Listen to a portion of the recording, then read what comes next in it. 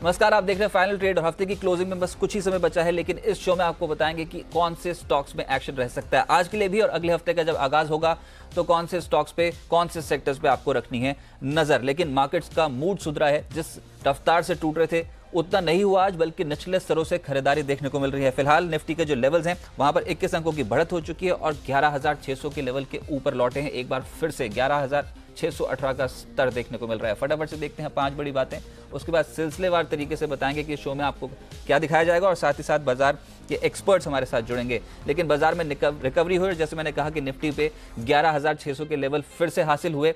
अच्छी तेजी तो नहीं, लेकिन आज काउंटर स्पेसिफिक यानी कि चुनिंदा शेयरों में खरीदारी ज्यादा देखने को मिल रही है। 150 अंकों से ज्यादा का सुधार सेंसेक्स में हो चुका है और निफ्टी बैंक भी अब हरे निशान में कामकाज कर रहे हैं, 29,800 के लेवल को पार करता हुआ।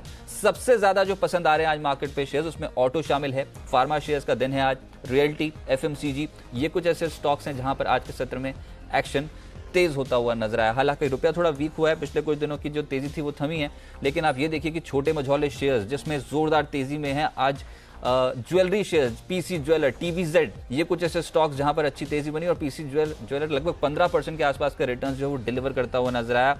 आज के सत्र में स्ट्रॉन्ग एक्शन और इस हफ्ते की कमाई लगभग 30% के आसपास की। ये तब जब रुपए में आज के सत्र में फिर से नरमी है, डॉलर के मुकाबले 69 के लेवल के ऊपर फिर से निकला है और अभी भी 28 पैसे की कमजोरी देखने को मिल रही है। लेकिन सबसे पहले जानने की कोशिश करेंगे कौन से ऐसे ट्रिगर्स हैं जो मार्केट्स के लिए बहुत इंपॉर्टेंट रहेंगे अगले हफ्ते, यानी कि जब हम एंटर करेंगे अगले हफ्ते तो कौन से ऐसे ट्रिगर्स होंगे जहां पर एक्शन जो है वो रह सकता है, ये आपको बताए जाएंगे ट्रिगर्स। उसके बाद होंगे स्टॉक्स जो बाजार खुलने के बाद आए और जिनके ऊपर इम्पैक्ट पड़ा न्यूज़ फ्लो का, उनके स्टॉक के प्राइसेस पर, वो बताए जाएंगे आपको। और साथ ही साथ कुछ नतीजे जो आने वाले हैं, इनफैक्ट 2 तो हम क्लोजली ट्रैक कर ही रहे हैं, इन्फोसिस और टीसीएस जो आज आ जाएंगे बाजार बंद होने के बाद, लेकिन वो इम्पैक्ट डालेंगे पूरे ही आईटी इंडेक्स पे। देखिए आईटी इंडेक्स में आज बहुत बड़ी चाल नहीं बनी, लेकिन जब सोमवार को ओपन होंगे तो एक क्लियर कट फोकस में रहेगा टीसीएस और इन्फोसिस का जो भी नंबर आएगा और जो भी गाइडेंस इन्फोसिस दे देगी उसका impact rest of the IT stocks भी लगभग तय है कि होता हुआ नजर आएगा। बीटीएसटीटी कॉल्स होंगी, इसके अलावा अनिल जी की स्ट्रैटेजी निफ्टी और निफ्टी बैंक पे, दोनों पे इंपॉर्टेंट। साथ ही साथ नितिन जी ऑप्शन वाले हमारे साथ जुड़ेंगे और ऑप्शंस के जरिए कमाई कैसे हो सकती है रिजल्ट सीजन में, उस पर बात करेंगे। मुनाफे का चुनाव, 2 दिन अगर आपने इस सेगमेंट देख लिया होता तो बहुत ही इनफैक्ट 5 से 10 मिनट में ही कमाई के चांसेस बहुत स्ट्रांग हो जाते हैं। 2 दिन की परफॉर्मेंस है जबरदस्त। और इसके अलावा होगा बैन से बेनिफिट, यानी कि कुछ ऐसे स्टॉक्स जो एफएनओ बैन सूची में आ सकते हैं या फिर जो एफएनओ बैन सूची से बाहर जा सकते हैं। लेकिन सबसे पहले बात करेंगे ट्रिगर्स की और वो बताने के लिए मेरे साथ मौजूद है मानसी, मेरे सहयोगी न्यूज रूम से। मानसी, बताएं कौन से इवेंट से, कौन से ट्रिगर्स जिसको बहुत क्लोजली ट्रैक किया जाएगा? जी बिल्कुल रजत, बहुत सारे ट्रिगर्स हैं आने वाले हफ्ते में। इनफैक्ट आने वाले हफ्ते में 2 दिन की छुट्टी भी है, लेकिन फिर भी ट्रिगर्स भरमार है और पूरा एक्शन रहेगा। आज से शुरुआत कर लेती हूँ। पहले तो इन्फोसिस टीसीएस के नतीजे जो आने वाले हैं इस पर हमारी नजर है ही। इसके अलावा इकोनॉमिक इंडिकेटिव एक्शन है, फरवरी आईआईपी के आंकड़े आएंगे और साथ ही मार्च सीपीआई के नंबर्स पर भी हमारी नजर होगी। साथ ही ग्रासिम टैक्स मामले में हाईकोर्ट में सुनवाई होने जा रही है, आज शाम तक इसका भी फैसला आ सकता है, तो इस पर भी नजर हम बनाकर रखेंगे। और आज सुबह से ही जेट एयरवेज से जुड़ी ढेर सारी खबरें आ रही हैं और खबरों का आना कम नहीं हो रहा है, क्योंकि जेट में हिस्सा बिक्री की बोली लगाने की आखिरी तारीख है आज। एयर फ्रांस और केएलएम के साथ बातचीत भी जारी है, हाल ही में एक खबर आई थी। और साथ ही मैनेजमेंट ने कर्मचारियों से बातचीत करने की भी अपील की है। जेट के कर्मचारी मीडिया से भी बातचीत कर सकते हैं। तो ये तमाम खबरें हैं जिन पर नजर रहेगी। 14 अप्रैल की बात कर लेते हैं। जेट एयरवेज से ही जुड़ी खबरें आएंगी। पायलट्स की तरफ से जेट एयरवेज को बकाया सैलरी भुगतान की डेडलाइन है। पायलट्स ने नेशनल एविएटर्स गिल्ड का दरवाजा खटखटाया है और ये डेडलाइन पर 14 अप्रैल को नजर होगी। बात करते हैं 15 अप्रैल की। एक तो मेट्रोपोलिस की लिस्टिंग होगी, साथ ही आईएमडी मॉनसून पर अपना अनुमान जारी करेगा, तो इस पर नजर होगी। और साथ ही नतीजे होंगे कैश मार्केट में Hathway Cable, Reliance Industrial Infrastructure Limited, Tata Metaliks, Tinplate जैसी कंपनी अपने नतीजे इसी दिन पेश करेंगी। 16 अप्रैल की बात कर लेते हैं। माइंडट्री के लिए काउंटर ऑफर लाने का आखिरी दिन है ये।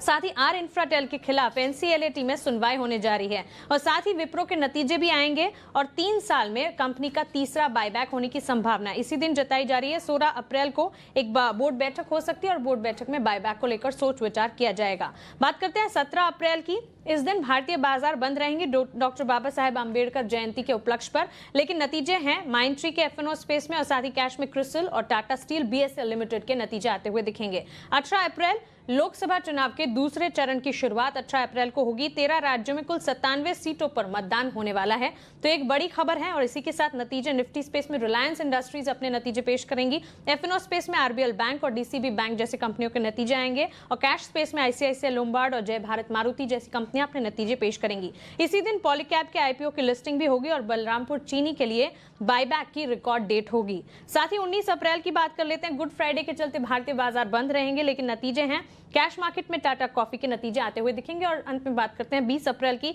एचडीएफसी बैंक के नतीजे इस दिन आते हुए दिखेंगे। तो पूरे हफ्ते के ट्रिगर्स आपके सामने रख दिए हैं। एचडीएफसी बैंक, रिलायंस इंडस्ट्रीज और आज तो इन्फोसिस टीसीएस का दिन है ही, तो कई ऐसे multiple triggers. In fact results heavy weak रहने वाला है, लेकिन ट्रंकेटेड वीक यानी कि एक छोटा हफ्ता ट्रेडिंग के लिहाज से भी रहेगा, उसको भी ध्यान में रखना पड़ेगा। और सबसे बड़ी बात तो ये कि आईएमडी अपना मॉनसून फोरकास्ट जो जारी कर देगा वो भी इंपैक्ट डालेगा कहीं ना कहीं मार्केट्स पे। चलिए मेहमानों का स्वागत करते हैं। राकेश जी हमारे साथ, कुणाल जी हमारे साथ जुड़ चुके हैं दिल्ली स्टूडियो से। इसके अलावा विश्वेश चौहान जी हमारे साथ इस समय स्टूडियो में मौजूद हैं, मुंबई स्टूडियो में, और साथ साथ संदीप जैन जी भी हमारे साथ मौजूद हैं। आप सभी का ही बहुत बहुत स्वागत है। सबसे पहले कुणाल जी मैं आपके पास आ रहा हूँ। मार्केट्स पे एकदम से रफ्तार जो है वो और बढ़ती हुई नजर आई है और 11,600 के लेवल के निकले हैं ऊपर। क्या माने ये तेजी के संकेत हैं? और अगले हफ्ते जैसे अभी मानसी ट्रिगर्स बता रही थी, देखिए एक तो रिजल्ट्स और दूसरा आईएमडी का फोरकास्ट, तो ये तेजी बढ़ सकती है क्या? देखिए रजत, बहुत सारे न्यूज़ फ्लो है और अगला सप्ताह जो है ट्रंकेटेड ट्रेडिंग वीक है, तो मुझे लगता है कि बाजार थोड़ा सा आपको रेंज बाउंड साइडवेज दिखाई देगा, क्योंकि बाजार भी कई सारे न्यूज़ फ्लोज को पचाने का प्रयास करेगा। तो मुझे लगता है कि कोई बहुत बड़ा मूव आपको शायद नेक्स्ट वीक आता हुआ ना दिखे, एक सीमित दायरे में ही ट्रेड होने की संभावना मुझे दिखती है। नीचे की ओर एक अच्छी बात इस सप्ताह ये हुई है कि बाजार ने 11,600 के लेवल को मोटा मोटी होल्ड किया है, और ये अपने आप में मुझे लगता है कि इंकरेजिंग सिग्नल है। अगर 11,600 के ऊपर निफ्टी टिकी रहती है तो आपको एक बार दोबारा एक अटेम्प्ट दिखेगा जिसमें कि बाजार अपने नए हाइज बनाएगा। और इसके अलावा अगर आप ओवरऑल स्ट्रक्चर मार्केट का देखते हैं तो कोई खास ऐसे चिंता की वजह नहीं है। बुलिश फ्लैग पैटर्न निफ्टी के डेली चार्ट पे विकसित हो रहा है, तो ओवरऑल स्ट्रक्चर से मैं बहुत ज्यादा संतुष्ट हूं। और मुझे लगता है कि अगर इस वीक 11,600 के ऊपर क्लोज आता है, जिसकी पूरी संभावना अब दिख रही है, तो मुझे लगता है एक पॉजिटिव साइन होगा। 11,600 के लेवल के ऊपर की क्लोजिंग कहीं ना कहीं पॉजिटिव संकेत समझा जाएगा। विश्वेश जी, निफ्टी बैंक 2 हफ्ते तो हो गए हैं लगातार डिसअपॉइंट कर रहे, और इस हफ्ते भी जो 30,225 का लेवल छुआ था वहां तक दोबारा नहीं पहुंच पाया। हालांकि आज तेजी जरूर बन गई, लेकिन अभी भी 30,000 के लेवल के हैं बहुत नीचे। कितने चांसेस है सर ये 2 हफ्ते की गिरावट के बाद तेजी बनेगी फिर से? देखिए एक चीज़ समझिए, आप 26,500 के लेवल से ऑलमोस्ट 5 वीक में 31,000 के लेवल तक पहुंच गए थे, तो it's a very big rally. और उसके बाद में अगर 2 वीक का साइडवेज टू डाउन मूव आता है तो एज अ पोजिशनल व्यू मैं समझूंगा कि ये नेचुरल मार्केट रिएक्शन है, और इसमें बहुत ज़्यादा interpretation on a negative side में नहीं करूंगा। In fact on the other side मेरा ऐसा मानना है कि ये जो पूरा अभी जो कुणाल जी ने मेंशन किया, वैसे ही मैं भी इसी को रीड कर रहा हूँ कि लास्ट जो 5 से 8 दिन का फॉल है, अगर 31,000 से 29,700 तक पकड़े तो पॉइंट्स में ज़्यादा लगेगा, परसेंटेज में कम है। लेकिन ये जो फॉल है ये कंसोलिडेशन है, और जब भी इसका ब्रेकआउट होगा तो जैसे कुणाल जी ने टेक्निकल टर्मिनोलॉजी कही, बुलिश फ्लैग माना जाएगा। उस सूरत में जो मेरा टारगेट था, जो थर्सडे को भी मैं रिकमेंड कर रहा था और समहाउ वो वर्कआउट नहीं हुआ, मेरा मानना होगा 31,000 के लेवल वापस एक बार देखने मिलेंगे। ये व्यू जो है तब तक वायलेट नहीं होता जब तक हम नीचे में 29,500 ब्रेक नहीं कर देते। तो बैंक निफ्टी पे मेरा फिलहाल बुलिश व्यू है। खबरों के चलते मेरे हिसाब से मूव अभी थोड़ा कर्टेल है, लेकिन एक बार मूव आ जाएगा तो मेरे हिसाब से जोर से मूव आएगा, तो तेजी की पोजीशन धीरे धीरे करके बनानी चाहिए। ओके, एक बार कंट्रीब्यूटर्स दिखाई, यानी कि कुछ ऐसे स्टॉक्स जो इंपैक्ट डाल रहे हैं निफ्टी की इस चाल पे, दिन के उच्चतम स्तर पे जो पहुंचे हैं, उसमें आईटीसी का योगदान आपको सबसे ज्यादा नजर आएगा। और आईटीसी में आज जो लेवल्स दिखाई दे रहे हैं वो है 304। बहुत समय बाद ये लेवल्स आईटीसी ने कॉन्कर करे हैं। 2.5% के आसपास की तेजी है, और इंडेक्स कंट्रीब्यूशन में भी आईटीसी का नाम आपको सबसे ऊपर नजर आएगा। राकेश जी एक बार देख के बताएं सर चार्ट स्ट्रक्चर। वैसे भी एफएमसीजी इस समय पसंदीदा सेक्टर है, सबसे ज्यादा खरीदारी इसी सेक्टर में हो रही है, वो भी आईटीसी के बलबूते। 304 के लेवल पे अभी अट्रैक्टिव लग रहा है या फिर मुनाफा बुक कर लेना चाहिए?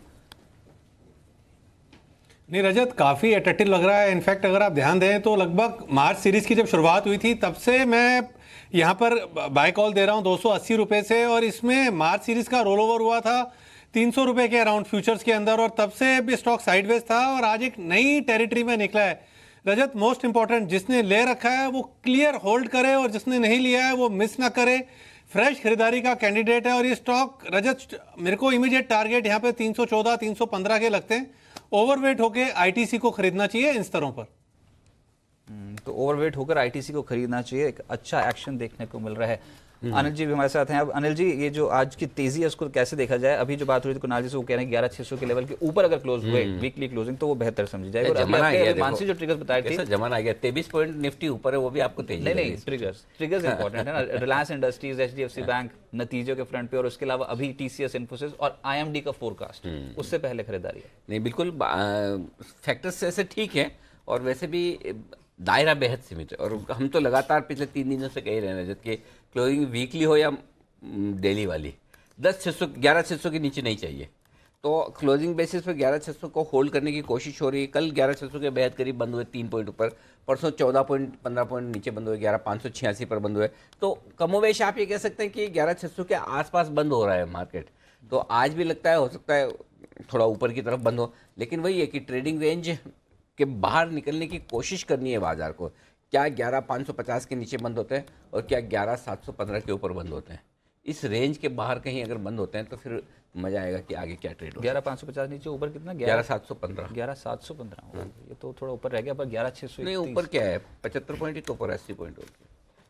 चलिए ठीक है, 75 पॉइंट भी बहुत है। आज के सत्र में एक्शन तो है वो तेज हो गया। अच्छा, एक तो ये आईटीसी पे बात हो गई, और दूसरा है ऑटोज, जिसमें आज के सत्र में एक्शन स्ट्रांग है। उसको लीड कर रहा है आज मारुति सुजुकी। संदीप जी बताइए सर, क्या करना चाहिए ऑटो में? कल बारी थी अशोक लेलैंड की, आज बारी है मारुति सुजुकी। ये नतीजों से पहले आपको अशोक लेलैंड पर राय चलेगी, उससे पहले एक बीटीएसटी का बिगुल कुणाल जी के लिए। चलिए, एक कुणाल जी बीटीएसटी देने के लिए तैयार है, तो पहले बीटीएसटी कर लेते हैं, उसके बाद अशोक लेलैंड।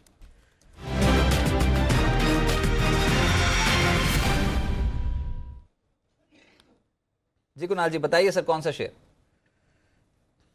रजत, बीटीएसटीटी में खरीदारी की राय है रैमको सीमेंट में, जिसमें कि एक ब्रेकआउट आते हुए चार्ट पर नजर आ रहा है। Ramco cement out performing cement counter है और इसमें हम देख रहे हैं कि लगातार तेजी बनी हुई है। आज अगर आप किसी भी सीमेंट स्टॉक का चार्ट उठा के देखेंगे तो लगभग सभी के चार्ट्स में हमें एक दमदार मूव देखने को मिल रहा है। लेकिन जिस तरह का स्ट्रक्चर रैमको सीमेंट का है, मुझे लगता है कि इसमें आपको बड़ी तेजी देखने को मिलेगी। थोड़ा सा डेरिवेटिव्स में इलिक्विड रहता है, लेकिन अगर आप इसको इन स्तरों पर देख रहे हैं तो एक क्लियर ब्रेकआउट यहां पर 760 रुपए के ऊपर आते हुए चार्ट पर नजर आता है, और 820 तक के लेवल्स मुझे लगता है कि रैमको सीमेंट में देखने को मिलेंगे। तो यहां पर 763 763 पे 10 रुपए नीचे एक स्टॉप लॉस रखना है। 799 पहला टारगेट और 812 रुपए दूसरा टारगेट होगा। तो 799 812 के टारगेट से बाय करें सभी लेवल्स फ्यूचर्स के। चलिए, 799 ये पहला टारगेट होगा और 812 ये दूसरा टारगेट है रैमको सीमेंट फ्यूचर्स पे। स्टॉप लॉस 763, ये स्टॉप लॉस लगाकर इस स्टॉक पे की जा सकती है खरीदारी। रैमको सीमेंट पे हो सकता है एक्शन तेज। संदीप जी नमस्कार, स्वागत है सर। आपसे बात हो रही थी ऑटो स्टॉक्स पे। दिन है आज मारुति सुजुकी का, कल था अशोक लेलैंड। ये नतीजों से पहले एकदम से खरीदारी क्यों देखने को मिल रही है सर इस स्पेस पे? हम तो यही एक्सपेक्ट कर रहे हैं कि जो हैंगओवर है वो अभी और कैरी होगा, इन्वेंट्री लेवल्स बहुत ज़्यादा हैं, डिस्काउंट्स कंपनियां ज़्यादा दे रही हैं। नहीं, बट ओवरऑल देखिए काफ़ी दिनों से ये करेक्टेड ही हैं, और जिस तरीके से एक अंडर परफॉर्मेंस रहा है, मार्केट अच्छा चला, मगर ये एक अच्छा इंडेक्स हैवी वेट सेक्टर अगर नहीं चल रहा है तो कहीं ना कहीं अब कैचिंग अप इनमें भी होगी। और अच्छे खासे वैल्यूएशंस पे अब अवेलेबल, आप भले वो हीरो मोटोकॉर्प देख लीजिए, मारुति देख लीजिए, इतना बड़ा करेक्शन आ गया है, और 6500 से एक साथ बड़ी तेजी है 67 6800 से दिया है। और जो इन्वेंट्रीज वाली प्रॉब्लम थी, ठीक है, वो सारी चीज़ें हैं सामने। बट एक चीज़ और भी है, देखिए जो रेट कट हुई है, ये जो 2 बार रेट कट हुई है, उसका अभी तक पास ऑन नहीं हुआ है। वैसे इंडस्ट्री में इन्वेस्टर जो रिटेल पब्लिक है वहाँ तक नहीं भी पहुँचा हो, बट धीरे धीरे मुझे लगता है 2 क्वार्टर 1.5 क्वार्टर के बाद 4-5 महीनों में एक अच्छा पॉजिटिव इनके डिमांड पे आउटलुक आएगा। कुछ एनबीएफसीज में ऐसा भी था कि जो रूरल एनबीएफसीज है वो बाइक लोन्स और जो सेकेंड हैंड कार लोन्स वो सब डिसबर्स नहीं कर पा रहे थे, क्योंकि एनबीएफसीज में फंड्स का एक वो एसेट लाइबिलिटी मिसमैच की वजह से एक बड़ा इशू चल रहा था। ये सारी चीज़ें अब ठीक हो रही है, तो मुझे लगता है आने वाले दिनों में डिमांड अच्छी बनेगी। इलेक्शंस के बाद हो सकता है ये एक सेक्टर होगा जो चल जाएगा, एंड वैल्यूएशन सस्ते हैं, तो इसलिए हीरो मोटोकॉर्प और मारुति और अशोक लेलैंड बहुत बढ़िया लगते हैं मुझे। लेकिन ये पहुंचा है दिन के उच्चतम स्तर पे निफ्टी बैंक तगड़ी रफ्तार में, और अब जो लेवल्स हैं वो आ रहे हैं 29,900 के लेवल के ऊपर आकर ट्रेड करना शुरू कर दिया। 123 अंकों की बढ़त है। लीडरशिप है एक्सिस बैंक में। एक बार टिक देखते हैं एक्सिस बैंक का साथ साथ निफ्टी बैंक के, क्योंकि ये 762 763 के जोन पे काम कर रहा है, और ये देखिए दिन के उच्चतम स्तर पे तो एक्सिस बैंक पे अच्छी खरीदारी है। और दूसरा आईसीआईसीआई बैंक जो लोअर लेवल से पलट गया आज, यहाँ पर भी लगभग 0.25% के आसपास की तेजी है, लेकिन लोअर लेवल से आईसीआईसीआई में भी रिकवरी है। चलिए, कौन से स्टॉक्स थे जहां पर आज के सत्र में न्यूज फ्लो बहुत स्ट्रॉन्ग देखने को मिला, देवांशी बताने के लिए मौजूद हैं। बताए देवांशी। शुरुआत यहाँ से राइट्स लिमिटेड से करते हैं। कंपनी का एक अपडेट आया ऑर्डर बुक को लेके, जहाँ पे कंपनी ने माना है कि वित्तीय वर्ष 19 में यहाँ पे कंपनी की ऑर्डर बुक करीब 27% तक ग्रो की है और 6,142 करोड़ पर आई है। ये भी मैनेजमेंट मान के चलते हैं कि ये जो ऑर्डर बुक है उसकी जो आय है वो 1 से 3 साल के अंदर आती हुई दिखेगी। साथ ही आज थर्मेक्स पर नज़र रखिए, क्योंकि कंपनी ने SPX एनर्जी के जीवी में 49% की हिस्सेदारी खरीदी है। वेदांता पर नज़र कीजिए, यहाँ पे सुप्रीम कोर्ट ने वेदांता की जो याचिका है उसको खारिज कर दी थी। यहाँ पे आप देखिए, वेदांता ने ये माना था कि जो उनका इम्पॉर्टेंट प्लांट है टूटिकोरिन, यहाँ पे उनको बहुत ज़्यादा नुकसान होता हुआ दिख रहा था क्योंकि ये प्लांट बंद है और यहाँ पे जल्द सुनवाई की यहाँ पे अपील की थी सुप्रीम कोर्ट को। इसकी जो अपील है वो यहाँ पे खारिज कर दी है सुप्रीम कोर्ट ने। साथ ही आइनॉक्स लेजर, जहाँ पे लखनऊ में 4 स्क्रीन मल्टीप्लेक्स यहाँ पे कंपनी ने शुरू किए। स्क्रीन साइड ये ट्रेड करता हुआ बजाज कंज्यूमर प्रमोटर ने 5.5% गिरवी रखे शेयर्स छुड़वा दिए, जहां पे 10 अप्रैल को कंपनी ने गिरवी रखे थे। अदानी ट्रांसमिशन में भी 2.8% इक्विटी यहां पे कंपनी ने छुड़वा दी है जो यहाँ पे गिरवी रखे थे, और अदानी पोर्ट में करीब 87 लाख शेयर्स यहाँ पे छुड़वाए थे जो गिरवी रखे थे। आज बहुत सारे बड़े सौदे होते हुए दिखे थे। सबसे पहले तो BHEL 50 लाख का यहाँ पे शेयर का सौदा होता हुआ दिखा था 77 रुपीज़ प्रति शेयर के भाव पर। ITC में यहाँ पे 300 रुपये प्रति शेयर पर करीब 82 लाख, माफ़ कीजिएगा 32 लाख यहाँ पे शेयर्स का सौदा होता हुआ दिखा था। और RVNL जो हाल ही में लिस्टिंग हुई है, यहाँ पे भी 8 लाख शेयर्स का सौदा हुआ है करीब 19 रुपीज़ 70 पैसे में। और आखिर में अब देखिए PC ज्वेलर्स जो आज भी फोकस में है, यहाँ पे 17 लाख शेयरों में सौदा हुआ 105 रुपये के ऊपर प्रति शेयर पर। तो मल्टीपल ब्लॉक डील्स हुई हैं। PC ज्वेलर तो खैर फोकस में भी। थोड़ी देर में आपको ये बता देंगे कि आखिरकार ये PC ज्वेलर में हो क्या रहा है। पिछले कुछ दिनों में ज़बरदस्त चाल, इस हफ्ते 30% की तेज़ी स्टॉक में डिलीवर हुई है। छोटे जो ज्वेलरी स्टॉक्स हैं वो तेज़ हैं और टाइटन नहीं चल पा रहा है। लेकिन जो एक्शन बना है वो है BHEL में। पिछले कुछ दिनों में यहाँ पर तेज़ी ज़्यादा देखने को मिली। संदीप जी, क्या हो रहा है BHEL में? ये नतीजों से पहले इतनी खरीदारी क्यों? 77 तक के लेवल्स देखने को मिल रहे हैं और आज भी एक भारी भरकम सौदा लगभग 50 लाख शेयरों का हुआ है, इसमें 76-60 के लेवल पे। BHEL अट्रैक्टिव लग रहा है क्या रिजल्ट से पहले? देखिए, मुझे वैसे ओवरऑल ये कंपनी कोई बहुत ज़्यादा अट्रैक्ट नहीं करती है, बट चूंकि क्या होता है कई बार अब इलेक्शन का टाइम और जनरली इस टाइम पे थोड़े PSUs में पिछली बार भी चाल बनी हुई थी और इस बार भी वही बन रहा है। और इतने ज़्यादा करेक्शन ये स्टॉक्स देख चुके हैं, भले वो टाइम करेक्शन हो या प्राइस करेक्शन, दोनों ही। तो इसलिए एक कैचिंग अप स्टोरी रहती है जनरली जब मार्केट्स में बाकी चीज़ें चल चुकी होती है, तो यहाँ पे भी थोड़ा ध्यान जाता है और इसीलिए इन्वेस्टर्स लेते हैं। बट मेरी यही राय रहेगी कि ये सब अच्छे मौके होते हैं जहाँ पे आप एग्जिट कर जाए और वहाँ जाए जहाँ पे वाकई में बैलेंस शीट अच्छी हो। और थोड़ा सा मैं यही कहूँगा कि जो प्राइवेट कजन्स हैं इनके, वहाँ पे ध्यान दे। इवन मुझे L&T अगर कंपेयर करें तो ज़्यादा बेहतर लगता है। अच्छे खासे वो भी करेक्शन या ओवरऑल बहुत ज़्यादा चला नहीं है, तो वहाँ पे ध्यान देना चाहिए, ज़्यादा बेहतर है।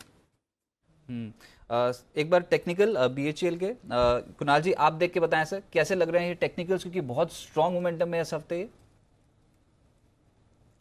देखिए, मुझे लगता है कि एक बहुत अच्छा ब्रेकआउट आते हुए नजर आ रहा है। रजत, लगातार स्टॉक पर हम तेजी देख रहे हैं। एक बुलिश फ्लैग पैटर्न भी बना, फिर उसका ब्रेकआउट आया और अब आप तेजी बहुत तेज रफ्तार से आती हुई देख रहे हैं। इसमें एक रेजिस्टेंस है 80 रुपए के आसपास और मुझे लगता है कि 77 का भाव हो चुका है, तो 3 रुपए की तेजी यानी कि 5% और बढ़ने की संभावना दिखती है। 80 रुपए 50 पैसे के आसपास बड़ी सेलिंग का मुझे शंका है और वहां पर एक बार के लिए ये जो गति है रुक जाएगी। तो जिनके पास पोजीशन है 80 का एक स्टॉप लॉस, एक टारगेट रखें और स्टॉप लॉस 76 पर रखें। 76 रुपए का स्टॉप लॉस, 80 रुपए का लक्ष्य होल्ड करने की राय। साथ साथ जो आज इंडेक्स में सबसे तेज है वो है गेल। इस स्टॉक में आज हुए डिलीवर रिटर्न्स, बहुत शानदार तेजी आज के सत्र में बनती हुई नजर आई।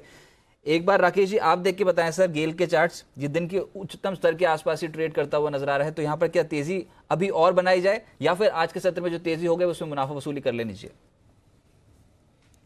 नहीं, देखिए रजत, जो तेजी बनी है वो तेजी डेफिनेटली एक्सटेंड होगी। मौजूदा स्तर 355 रुपए के अराउंड है स्पॉट में और यहाँ मुझे लगता है 360 361 तक ये रैली एक्सटेंड हो सकती है। तो रजत, नई खरीदारी की राय नहीं है, बट किसी ने लिया हुआ है तो 347 के स्टॉप लॉस के साथ होल्ड करे 361 362 के टारगेट के लिए। बजाज कंज्यूमर, इस स्टॉक पे भी यहाँ पर खबर ये है कि प्रमोटर लगभग 5.5% जो गिरवी रखे शेयर्स थे उनको छुड़वाया है और 10 अप्रैल को ये गिरवी रखे शेयर्स को छुड़वाया गया है। विश्वेश जी देख के बताएं सर, बजाज कंज्यूमर अगर आप ट्रैक कर रहे हो इस स्टॉक को, तो आज के सत्र में लगभग 331 332 के लेवल देखने को मिल रहे हैं, लेकिन न्यूज़ फ्लो थोड़ा पॉजिटिव बढ़ गया आज। सी आई थिंक शॉर्ट टर्म में बात करें तो रजत ये एक बहुत ही क्रिटिकल लेवल के आसपास है, 335-36 की रेंज में। मेरे हिसाब से उसके ऊपर अगर स्टेबल होता है तो फिर हम एक उछाल दे सकते हैं 340 तक, लेकिन मैं फिलहाल के लिए 340 के ऊपर ही शायद इसे खरीदना पसंद करूंगा और मेरे हिसाब से वहाँ जाके थोड़ा सा प्रॉफिट बुकिंग भी आ सकती है, तो अवॉइड करें तो बेटर रहेगा फिलहाल के लिए। लेकिन एक बार देखना होगा निफ्टी बैंक को, क्योंकि ये अब पहुंच गया 29,934 के लेवल पे और साथ साथ निफ्टी जो है उसने कर लिया 11,640 के लेवल को पार। अच्छी खरीदारी अब तो मैं कहूँगा कि होती हुई नजर आई। और निफ्टी बैंक में इस समय HDFC बैंक और जो दो स्टॉक्स मैंने पहले बताया एक्सिस और साथ साथ ICICI बैंक, यहाँ पर तेज़ी ज़्यादा बन रही है और ये तेज़ी जो बहुत एग्रेसिव तरीके से हो रही है निजी क्षेत्र के बैंक्स में। कुणाल जी ट्रैक कर रहे हैं axis, ICICI bank, HDFC bank, इनमें से कोई भी स्टॉक? देखिए रजत, एक्सिस बैंक का स्ट्रक्चर बहुत अच्छा है, मुझे यहाँ पर एक बुलिश फ्लैग पैटर्न बनते हुए दिख रहा है। और आज सवेरे भी जब हम निजी बैंकों की बात कर रहे थे मैंने कहा था कि एक्सिस और येस इन दो काउंटर्स पर आपको फोकस करना चाहिए। एक्सिस में जो बुलिश फ्लैग पैटर्न का ब्रेकआउट अभी अभी आता हुआ दिख रहा है, अगर आज क्लोजिंग बेसिस पर ये 765 रुपये के ऊपर क्लोज दे देता है तो एक्सिस बैंक में आपको फिर एक बड़ी तेजी दिखेगी। और ये बैंक निफ्टी के लिए भी बहुत अच्छा शुभ संकेत है, क्योंकि अगर निजी बैंक और विशेष रूप से ICICI, एक्सिस, येस बैंक ये परफॉर्म करते हैं तो आपको बैंक निफ्टी में भी दोबारा एक अच्छी रिकवरी आते हुए दिखेगी। तो मैं ओवरऑल बुलिश हूं एक्सिस बैंक को लेकर। मुझे लगता है 760 का स्टॉप लॉस रखें, 765 के ऊपर क्लोज आने पर आज खरीदारी की राय रहेगी। संदीप जी, आपकी preferred pick sir banking sector में, क्योंकि अभी जो खरीदारी हो रही है उसमें तो सिर्फ निजी क्षेत्र के बैंक से ज्यादा प्रोमिनेंट नजर आ रहे हैं और जो तीन लीडरशिप मैंने बता दी, तीनों बैंक हैं एक्सिस, ICICI, HDFC बैंक। लेकिन रिजल्ट से पहले अगर कुछ खरीदना हो तो कौन सी बेहतर पिक है इस इंडस्ट्री में? देखिए, मुझे संभाव PSU बैंक्स में जो SBI, PNB और BOB है, इनको मैं काफ़ी दिनों से रेकमेंड करते आया हूं और मुझे संभाव SBI पे कन्विक्शन अभी भी आता है लॉन्गर टर्म के लिए। और दूसरा मेरी नज़रें बनी हुई है इवन HDFC बैंक पे भी। अगर जिस तरीके से कल एक बहुत बड़ा एक ब्लॉक डील हुआ, उसके बाद नीचे से वापस से बाउंस बैक किया है और यहाँ पे मुझे लगता है कि अभी भी अच्छी चाल और बन सकती है, तो HDFC बैंक है। और छोटी बैंकों में DCB पे मेरी नज़रें बनी हुई है और कुछ फेडरल बैंक पे, क्योंकि रीज़न बिंग देखिए जिस तरीके से वो NBFC और छोटी बैंक्स का जो छोटे प्राइवेट सेक्टर, जो old generation private sector banks है, वहाँ पे एक वो बना हुआ है, तो मुझे लगता है कि उन पे भी ध्यान देना चाहिए। So overall I am bullish about the sector. या खरीदारी जो हुई है, जो इस समय निफ्टी भी जो तेजी देखने को मिल रही है उसमें HDFC बैंक का कंट्रीब्यूशन बहुत ज्यादा हो गया और जब जब HDFC बैंक चलेगा तो उसमें निफ्टी और निफ्टी बैंक यहाँ पर अच्छी तेजी देखने को मिलेगी। निफ्टी बैंक 35%, 34% उसी का है बिल्कुल। तो जाहिर सी बात है कि थोड़ा असर तो पड़ेगा ही। लेकिन धीरे धीरे जो मजबूती हो रही है हफ्ते के आखिरी दिन, वो अच्छी क्लोजिंग की तरफ आगे बढ़ रहे हैं। ITC देखिए ना 305 का level. ITC Bansal ji overload हो के खरीदे रहे। फाइनली आज बंसल जी के लिए बड़ी रिलीफ रैली आई है, नहीं तो बहुत दिनों बाद बोल रहे हैं 312 तक पहुंचेगा, 314 के लेवल, 314 फ्यूचर्स के लेवल बिल्कुल। तो आज वैसे भी आई लेटर के लिए दिन ठीक है। इन्फीबीम, ITC, IRB, IFCI, ये सारे आई लेटर वाले स्टॉक ऐसे हैं जो बेहद मजबूत होते हुए दिख भी रहे हैं। एक और स्टॉक है जहां बढ़िया मजबूती दिख रही है, वो है CEAT, जो 3% मजबूत हुआ है और लगभग 12% ओपन इंटरेस्ट बढ़कर आया है। 1100 के पार बड़े दिनों बाद निकला ऐसा लग रहा है ये। विश्वेश जी जरा देखिए इसको, क्या करना चाहिए? मल्टीपल बॉटम्स है सर 1070 की रेंज में, 1070 के आसपास जी। और इनफैक्ट 7 से 8 बार बॉटम बना है वहाँ पे, तो 1070 नहीं टूटता है तब तक तो इसमें मेरे हिसाब से तेजी का रुझान इमीडिएटली मेरे हिसाब से 1148 तक का लेवल है और उसके ऊपर में 1170। तो अगर बहुत बड़ा आपको मूव एक्सपेक्ट करना है तो स्टॉक को 1180 के ऊपर स्टेबल होगा, पर फिलहाल के लिए फर्स्ट किस्त में आप अगर बाय करते हो तो 1070 के स्टॉप लॉस से बाय कीजिए। मेरा हिसाब है कि पहला टारगेट 1180 का देखने मिलना चाहिए। ओके, 1180 सीधा, कोई छोटा मोटा है ही नहीं बीच में। मतलब जिस हिसाब से 7 लो एक लेवल पे बने और वहां से बाउंस बैक हुआ है, तो मेरे हिसाब से ये रेंज में जितने भी शॉर्ट सेलर थे उनको अगर ट्रैप करेगा। 7 लो बता रहे हो कि आप 1070 के आसपास बने। 7 हाँ, मतलब 7 दिन ऐसे थे जहां पे वो जाता था और वहां से बाउंस बैक हो जाता ये 7 दिन कौन से थे? वो पीछे वाले 7 दिन, मतलब यहाँ के पिछले 7 दिन, अभी वाले 7 दिन। हाँ, वो 7 दिन, वो 7 दिन याद है आपको? वो 7 आपको याद नहीं होगा? मुझे याद है, अच्छे से याद। क्या याद है? अनिल कपूर कोल्हापुरी याद है बिल्कुल बिल्कुल, फिर याद है भाई, याद है। मुझे लगा ये हमारे जमाने की पिक्चर है। सर मैं भी फिल्म का नहीं शौक तो होगा नेचुरली, बट मुझे लगा आपके ज़माने की पिक्चर नहीं है तो शायद याद ना। अनिल कपूर की शुरुआती फिल्मों में से एक है बिल्कुल। और सबसे बेस्ट था इसमें संजय कुमार जी का रोल। क्या बात। चले, मतलब सब कुछ याद है भाई, याददाश्त तो मतलब इतने पुराने भी याद है तो सब कुछ याद है फिर इसका मतलब। बेल एक और स्टॉक है, 3.5% मजबूत है, 8% ओपन इंटरेस्ट बढ़ा हुआ है। ब्लॉक डील भी हुई थी। ब्लॉक डील भी हुई है, कल भी हुई थी, आज भी हुई है, तो भारी भरकम ब्लॉक। इसका मतलब ये कि कुछ तो इंटरेस्टेड ऐसे फंड्स हैं जो अब यहाँ पर खरीदना शुरू कर रहे हैं भेल को। तो राकेश जी, आप देखिए जरा चार्ट पर, बताइए क्या आपको भी खरीदना है? देखिए अनिल जी, मैंने पहली बार BHEL पे बाय कॉल दिया था 67 रुपीज़ पर, और जब मैंने बाय कॉल दिया था तब डिम्पी जी ने काफ़ी ग्रिलिंग भी की थी, क्योंकि BHEL के तब मैंने एग्रेसिव टारगेट 77 78 के दिए थे। और अनिल जी, आज जिन स्तरों पे स्टॉक चल रहा है 77 रुपीज़ के ऊपर की स्पॉट के अंदर अगर डिसाइसिव क्लोजिंग आती है, उन स्तरों के ऊपर चल रहा है, तब डेफिनेटली खरीदना चाहिए। जिसने नहीं खरीदा है तब 81 82 के लेवल्स देखने को मिलेंगे। 77.20 के अराउंड स्पॉट में चल रहा है, 77 के ऊपर सस्टेन करता है, क्लोजिंग आती है तो 81 82 के लक्ष्य के लिए एक स्ट्रॉन्ग बाइंग कैंडिडेट बनेगा। अच्छा, लेकिन जो फ्लेवर बनता चले जा रहा है ना पिछले 15-20 मिनट का, उसमें एक तो बैंकिंग है और दूसरा ऑटो में हमने मारुति सुजुकी की ऑलरेडी बात कर दी, लेकिन आप आयशर मोटर्स देखिए, TVS मोटर, हीरो मोटो को आप, बजाज ऑटो, ये सभी जो टू व्हीलर स्टॉक्स हैं, यहाँ पर आज के सत्र में एक्शन बहुत स्ट्रांग बनता हुआ नजर आया। अच्छा विश्वेश जी, अब ये आयशर मोटर्स, इनफैक्ट सभी स्टॉक्स जो दिन के स्तंभ पे कोई एक तो पूछना ही होगा, तो आयशर मोटर्स ये चार्ट ठीक लग रहा है कि 1 घंटे का चार्ट यहाँ पर उसको देख के बताएं, क्योंकि शॉर्ट टर्म के लिए कैसा लग रहा है? आज के दिन का जो सबसे इंपॉर्टेंट ऑब्जर्वेशन है वो मेरे हिसाब से ये है कि 21,220 के ऊपर गया है। अच्छा। इसमें और मल्टीपल अटेम्प्ट्स की थी उसके ऊपर जाने की, तो यहाँ से अब जब तक 21,200 नहीं टूटता है तो मेरा ऐसा मानना है कि यहाँ से इमीडिएट जो लेवल दिख रहा है वो 22,200 और 22,600। तो अगर आपको पोजिशनली बाय करना है तो 21,200 के नीचे स्टॉप लॉस रख के आप ट्रेडिंग के लिए लॉन्ग कर सकते हो। अच्छा, ये जो हम रिपोर्ट्स पढ़ रहे हैं ना, उसमें बजाज ऑटो पे थोड़ा कन्विक्शन ज़्यादा है, उसमें ब्रोकिंग हाउसेस का रिजल्ट से पहले।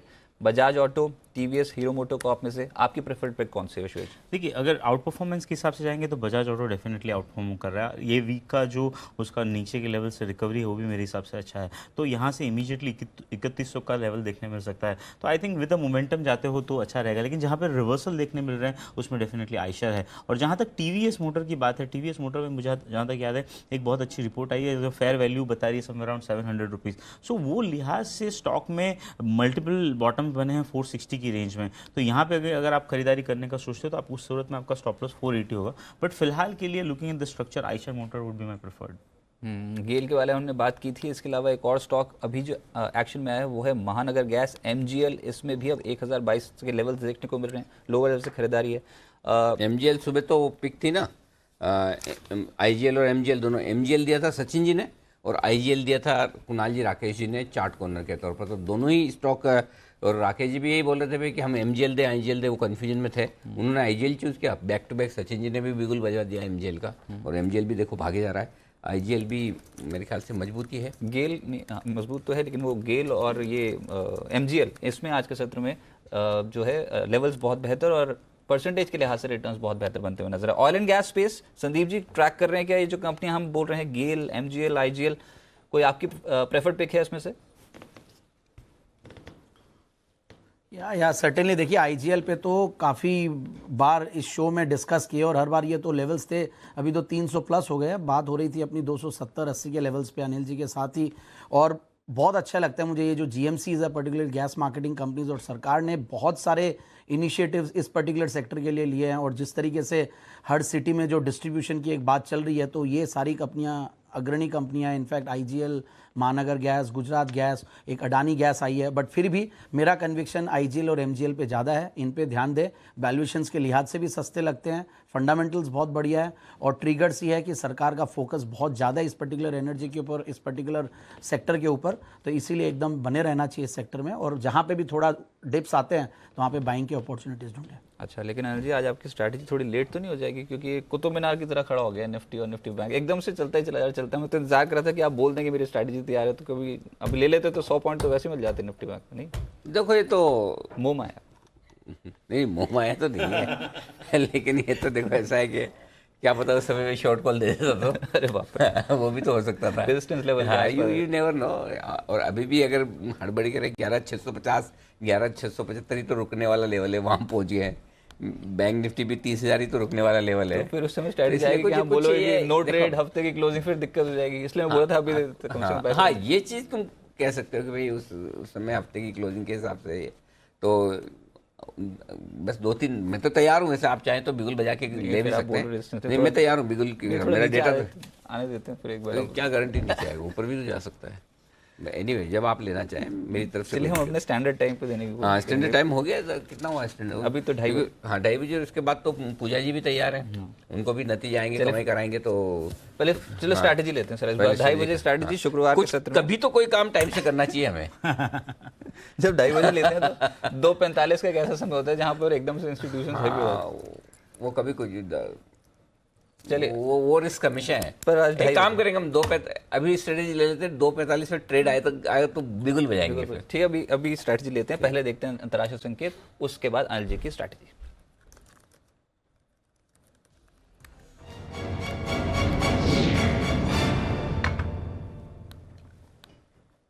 ये बिगुल बजाने में थोड़ी देरी करी उन्होंने 20 सेकंड बचे हुए थे उसको फैक्टर कर रहे थे ये अच्छा लेकिन ये डाउ फ्यूचर्स देखिए 175 पॉइंट्स तेज उसके अलावा नैस्डैक फ्यूचर्स में 35 अंकों की तेजी है तो ग्लोबल मार्केट से भी सपोर्ट कहीं ना कहीं मिलता हुआ नजर आ रहा है आधे फीसदी ज्यादा की गेंस इस समय डाउ फ्यूचर्स में और अगर आप ये यूरोपियन मार्केट्स देखेंगे यहाँ पर आज के सत्र में तीनों ही मार्केट्स में अच्छी तेजी है और सबसे ज्यादा चला है डैक्स जिसमें आधे फीसदी ज्यादा के गेंस देखने को मिल रहे हैं क्रूड थोड़ा अगर नर्म हो जाए तो ये एक और ट्रिगर बन जाएगा नहीं यहाँ पर क्रूड में 0.1% के आसपास की तेजी है थोड़ी दिक्कत देगा 71 के लेवल के ऊपर पहुंचा है और साथ रुपया यहाँ पर भी वीकनेस है आज 28 पैसे था इस शो की जब शुरुआत की थी अभी भी 24 पैसे के आसपास की कमजोरी देखने को मिल रही है ठीक है संकेत बहुत अच्छी नहीं तो बहुत बुरे भी नहीं है जितनी नेगेटिविटी हमको रुपए की कमजोरी और कच्चे तेल के $71 के ऊपर से दिख रही उतनी इस कमजोरी की सफाया करने के लिए 250 अंक ऊपर डाउ हो चुका है एक चीज और बोल रहे हाँ इन्फोसिस और टीसीएस के नतीजे भी आने हाँ आप नहीं बोल रहे तो मैं ये बोलने वाला था तो अल्टीमेटली मंडे को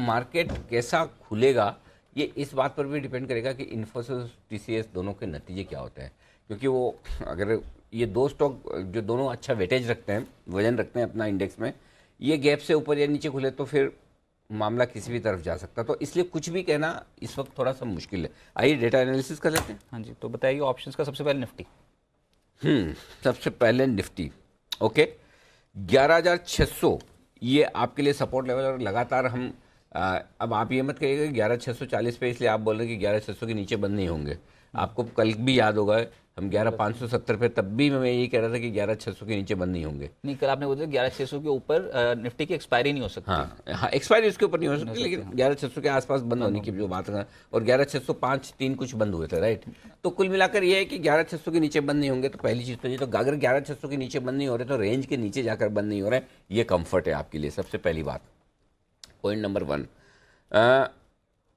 क्या 11,640-45 पर खरीदना चाहिए अब ये दूसरा बड़ा सवाल है तो मेरा ये मानना है कि आपके लिए अपसाइड अगर डाउनसाइड अगर लिमिटेड है कि 11,600 के ऊपर नहीं जाएंगे तो अपसाइड भी लिमिटेड है कि 11,700 के ऊपर नहीं जाएंगे अच्छा ठीक है तो इस 100 पॉइंट में आपको वक्त बिताना है अब 100 पॉइंट में वक्त बिताने में लेने में कोई दिक्कत नहीं है आप अभी ले लेंगे लेकिन दिक्कत एक ही है और वो दिक्कत है इन्फोसिस और टीसीएस के रिजल्ट जो सोमवार को आपको गैप से ऊपर या नीचे खुलने के संकेत दे सकते हैं फिर भी अगर आप दोनों में से एक ट्रेड करना ही है तेजी या मंदी का और करना ही करना है तो फिर वो तेजी का ट्रेड बनेगा निफ्टी पे तो अगर जिसको बहुत वो क्या कहते हैं ना कंपल्सिव बायर जो होते हैं हाँ, जिनको करना ही करना है तो वो लोग 11,635-40 पे खरीदिए ज़्यादा बढ़िया है 11 अगर 625 के आसपास मिल पाए तो और बढ़िया 11,600 का आपका स्टॉप लॉस है 11,675 के टारगेट के लिए 11,675 का टारगेट 11,600 का लगाइए एक स्टॉप लॉस और 11,600 के नजदीक खरीदते चले जाएं 11,625 या इसके नीचे खरीदे अच्छा ये आपने क्यों बोला अभी भी ले सकते हैं अच्छा तो ठीक है अभी ले लीजिए तो 11,600 का लगाइए स्टॉप लॉस 11,675 तक के टारगेट एक ही बोला कि 11,700 के ऊपर ही निकल सकता है इस हफ्ते का हाई इसलिए ना हाँ वो तो है ही है लेकिन उसके अलावा 38 लाख शेयर ओपन इंटरेस्ट में है तो 11,700 11,725 परफेक्ट प्रॉफिट बुकिंग या शॉर्ट करने की रेंज है अच्छा ये सबसे ज्यादा क्या ये इसी में ही 11,700 वाले में ये स्ट्राइक में कॉल में सबसे ज्यादा open interest weekly yes 20 lakh share है और 11,600 पर हाईएस्ट है पुट 15 लाख शेयर तो 11,710 के आसपास का हाई है इस बार इस हफ्ते का 11,700 के लेवल नहीं क्रॉस करेंगे इसके ऊपर निकल गए तो फिर वो जो आपका लाइफ टाइम है 11,761 को पार कर लेंगे एक बार 11,710 के 15 के ऊपर क्लोज होना जरूरी है अभी के हिसाब से तो नहीं लग रहा कि 11,700 11,710 बैठेगा तो देखो हमने एक चीज़ समझिए ऐतिहासिक आंकड़ों के हिसाब से आपने लाइफ टाइम हाई बनाया है 2 अप्रैल को याद है आपको लेकिन एक्चुअली बनाया नहीं है थोड़ी के लिए बनाया था क्योंकि 28 अगस्त 2018 को जो हाई बना था वो था 11,760 का 2 अप्रैल 2019 को जो आपने हाई बनाया वो 11,761 का बनाया था करेक्ट। तो 1 पॉइंट से हाई एकेडमिक पर्पज से है, क्यों नहीं हाई बना वो बता देता हूँ। 28 अगस्त 2018 को हाई बनाया था 11,738 का क्लोजिंग बेसिस पर, और इस बार आपको हाईएस्ट क्लोजिंग मिली वो 11,713 की मिली है। तो क्लोजिंग बेसिस पे आपने पुराना हाईएस्ट क्लोज पार नहीं किया अभी तक, नहीं किया अभी तक, इसलिए फॉर ऑल प्रैक्टिकल पर्पज आपका हाई बनना बाकी है निफ्टी।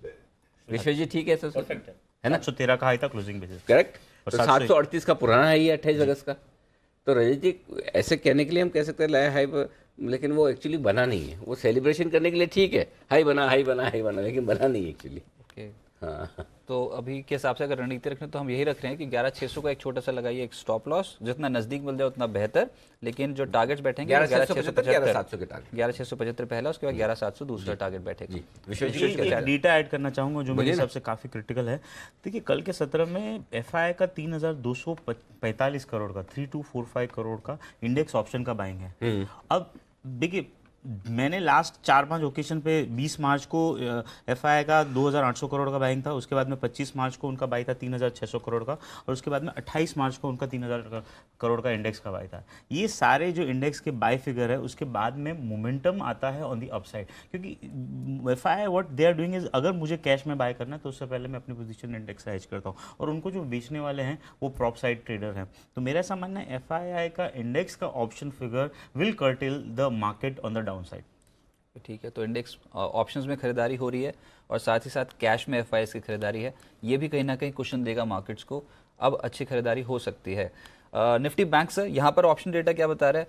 हालांकि हम 3 स्टॉक्स तो डिस्कस कर ही चुके हैं जो इस समय सबसे ज़्यादा चला रहे हैं, Nifty bank, HDFC bank, ICICI bank और एक्सिस। देखो 30,000 के ऊपर जाता हुआ दिख नहीं रहा, तो अगर 30,000 के ऊपर नहीं जा रहा तो यानी 60 पॉइंट की और जगह है, 50-60 पॉइंट की। 50-60 पॉइंट के लिए कौन खरीदेगा बैंक निफ्टी? बस इतनी तेज रफ्तार में था, मेरे को लगा कि यहाँ पर टारगेट बहुत एग्रेसिव आ गया। ना ना ना, 30,000 के ऊपर टिक, मैं उल्टा प्रीफर ये करूंगा कि 30,000 के ऊपर टिक जाने दो इसको, तब खरीदेंगे। नहीं क्यों, मैं बता देता हूँ। 30,000 के कॉल्स पर जो है 8 लाख शेयर हैं इस हफ्ते के, और 11 लाख शेयर टोटल मंथली मिला करें, और 6 लाख शेयर इस वक्त आपके मंथली वाला और वीकली वाला मिला के पुट ऑप्शन में। तो जैसे आप 30,000 के नज़दीक पहुंचेंगे, तेजी करने वाले ट्रेडर्स पे अपनी पोजीशन कम करेंगे, और मंदी करने वाले और शॉर्ट करने के बारे में भी सोच सकते हैं। तो इसलिए मुझे जब तक 30,000 पार नहीं करेगा, मेरा बैंक निफ्टी में तेजी करने का इरादा नहीं है। अच्छा, पर 30,225 मेरे ख्याल से ये, हाँ 30,225 क्या ये हाई लेवल है इस बार इस हफ्ते का, इस वहाँ हफ्ते से का? वहाँ से बहुत नीचे अभी काम काज कर। हाँ नहीं नहीं, 30,000 के ऊपर ही ताकत है, 30,000 के नीचे खराब है। जब तक 30,000 अगर ताकत है तो खरीदने के हिसाब से वैसे बैंक निफ्टी के मुकाबले में निफ्टी बेहतर है, लेकिन प्रॉब्लम है कि निफ्टी बढ़ता धीमे है। लेकिन इसलिए मैं अभी भी कहूँगा कि मुझे लेना है तो निफ्टी लूँ। निफ्टी वाला मेरा ट्रेड ठीक है कि 11,600 का स्टॉप लॉस, 11,675, 11,700 का टारगेट है। बैंक निफ्टी तभी खरीदना है जब 30,000 के पार निकल कर टिके 3:05 तक। अगर उसके पहले 5 मिनट टिक जाता 30,000 के पार, तो 30,050, 30,100, 30,150 3 टारगेट के लिए आप तब बैंक निफ्टी को खरीदिए, अभी नहीं। और उस समय स्टॉप लॉस के लगाना होगा 30,000 के लेवल पे, तब खरीद 29,900 का स्टॉप लॉस। पर 30,000 का लेवल बहुत क्रूशियल है, इसके ऊपर टिकना चाहिए, 5 मिनट कम से कम टिके टिके। 5 मिनट, तभी अपने ट्रेड्स को इनिशिएट उसके कीजिए, पहले नहीं। उससे पहले अवॉइड कीजिए निफ्टी बैंक को। तो ये होगी रणनीति निफ्टी और निफ्टी बैंक की। लेकिन रिजल्ट सीजन ऑन है, और कौन से ऐसे स्टॉक्स हैं जिनको बहुत क्लोजली ट्रैक कर रहे हैं, हम ही नहीं सारे ब्रोकिंग हाउसेस, वो देखते हैं, नतीजे आएंगे, कमाई कराएंगे हमारा स्पेशल सेगमेंट।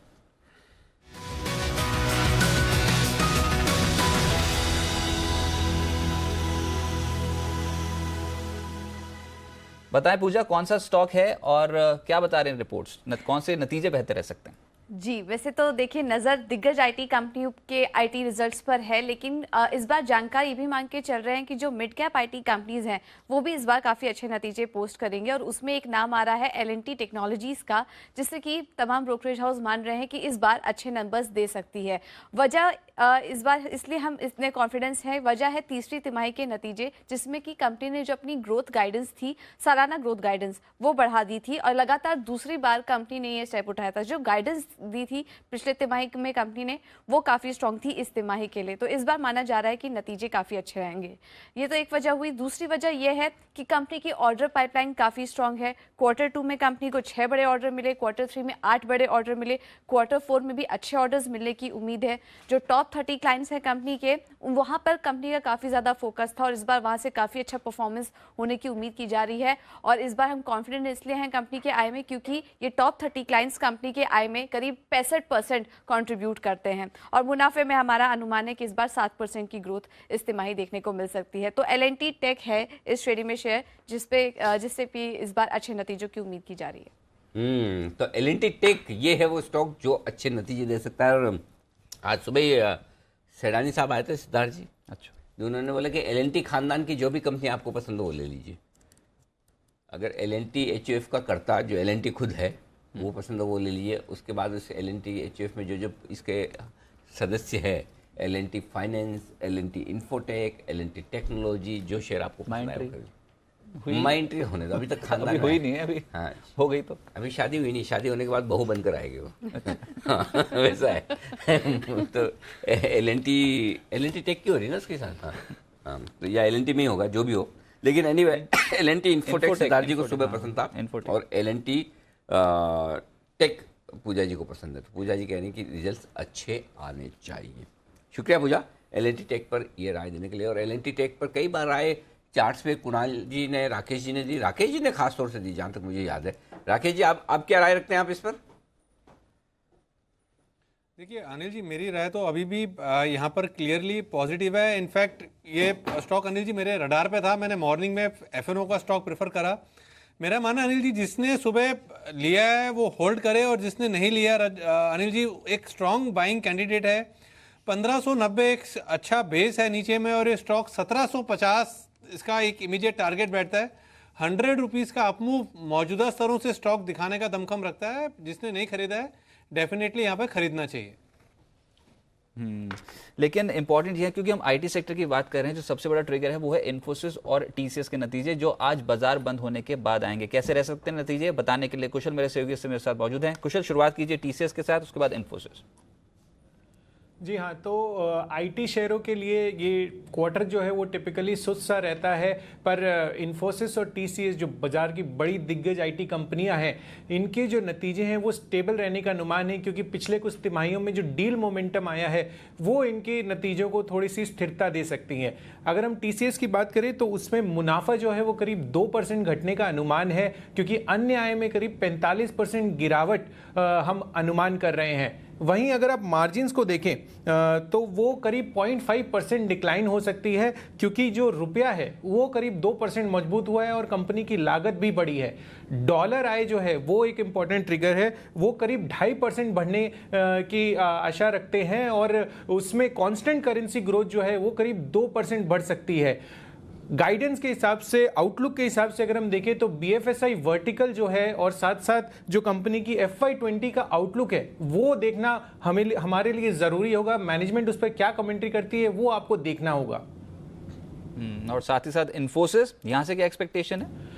इन्फोसिस की भी एक्सपेक्टेशंस सिमिलर लाइंस पे ही हैं जैसे टीसीएस की हैं। इसमें मुनाफा, जो एडजस्टेड मुनाफा है वो अगर आप देखें तो वो करीब 2% ये भी गिरने का अनुमान है और साथ साथ डॉलर आय अगर आप देखें तो ये 2.2% बढ़ेगा। टीसीएस का 2.5% मैंने बताया था, तो डॉलर रेवेन्यू जो है वो 2.2% बढ़ेगा और कांस्टेंट करेंसी ग्रोथ इसमें 1.8% की बढ़त देखने को मिल सकती है। साथ साथ अगर मार्जिन्स को देखें तो वो भी लगभग सिमिलर लेवल्स पे गिरने का अनुमान है 0.5% और इसका रीजन जो है वो भी रुपया ही है। वहीं अगर हम गाइडेंस की बात करें तो FY20 में कंपनी की गाइडेंस 1% घट सकती है। मार्जिन जो है वो 21 से 23% रहने का अनुमान है। साथ साथ कांस्टेंट करेंसी ग्रोथ जो है इन्फोसिस की वो 8 से 10% FY20 के लिए रख सकते हैं।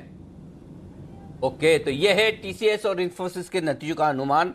और टीसीएस के नतीजों के बाद टीसीएस के टॉप मैनेजमेंट से अगर आप सुनना चाहते हैं आगे का गाइडेंस, नतीजे कैसे रहे, आगे क्या कुछ करेगी कंपनी, तो बिल्कुल जुड़ जाइए जी बिजनेस के साथ क्योंकि एक्सक्लूसिव बोर्ड रूम आप देख पाएंगे टीसीएस के मैनेजमेंट का। एमडी और सीईओ राजेश गोपीनाथन हमारे साथ जुड़ेंगे, सीओओ और एग्जीक्यूटिव डायरेक्टर गणपति सुब्रमण्यम साहब होंगे, एचआर हेड और ग्लोबल एचआर हेड, एचआर भी नहीं ग्लोबल एचआर हेड है अजयेंद्र मुखर्जी। और मुखर्जी साहब बहुत बढ़िया हिंदी बोलते हैं और अच्छे एकदम शुद्ध हिंदी भाषा में बढ़िया बात करते हैं।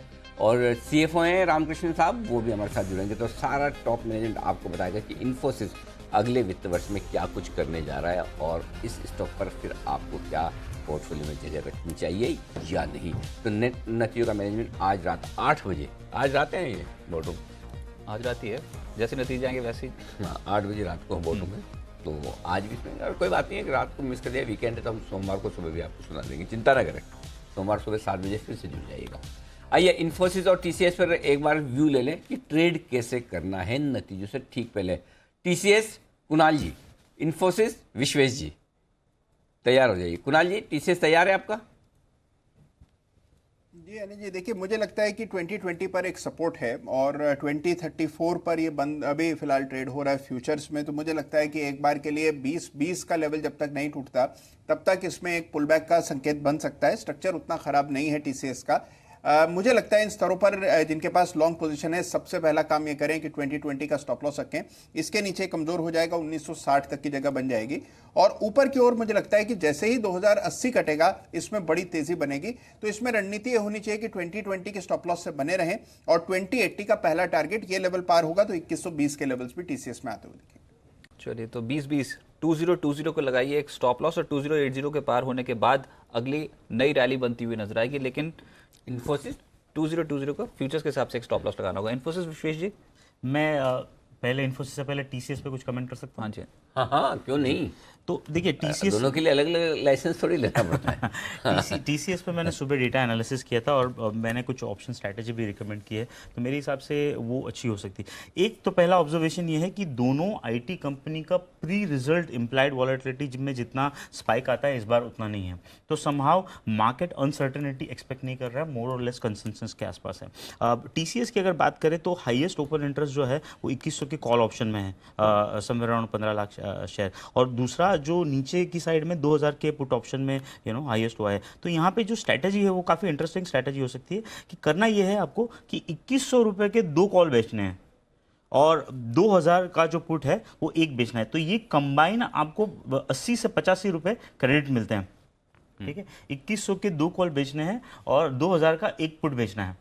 तो इसको स्ट्रैप बोलते हैं ये ऑप्शन स्ट्रैटेजी को। तो बेसिकली आपको क्रेडिट मिलेंगे 85 रुपीज़ और वॉलेटिलिटी जो है समवेयर अराउंड 33 के आसपास है। और मेरा मानना है कि प्री रिजल्ट पोस्ट रिजल्ट इसमें एटलीस्ट 5 से 7% का आपको क्रश मिलेगा। तो उस सूरत में ये जो 85 रुपये है वो घट के शायद 40 रुपये भी हो सकता है। तो ये आप प्री रिजल्ट स्ट्रैटेजी एम्प्लॉय कर सकते हो।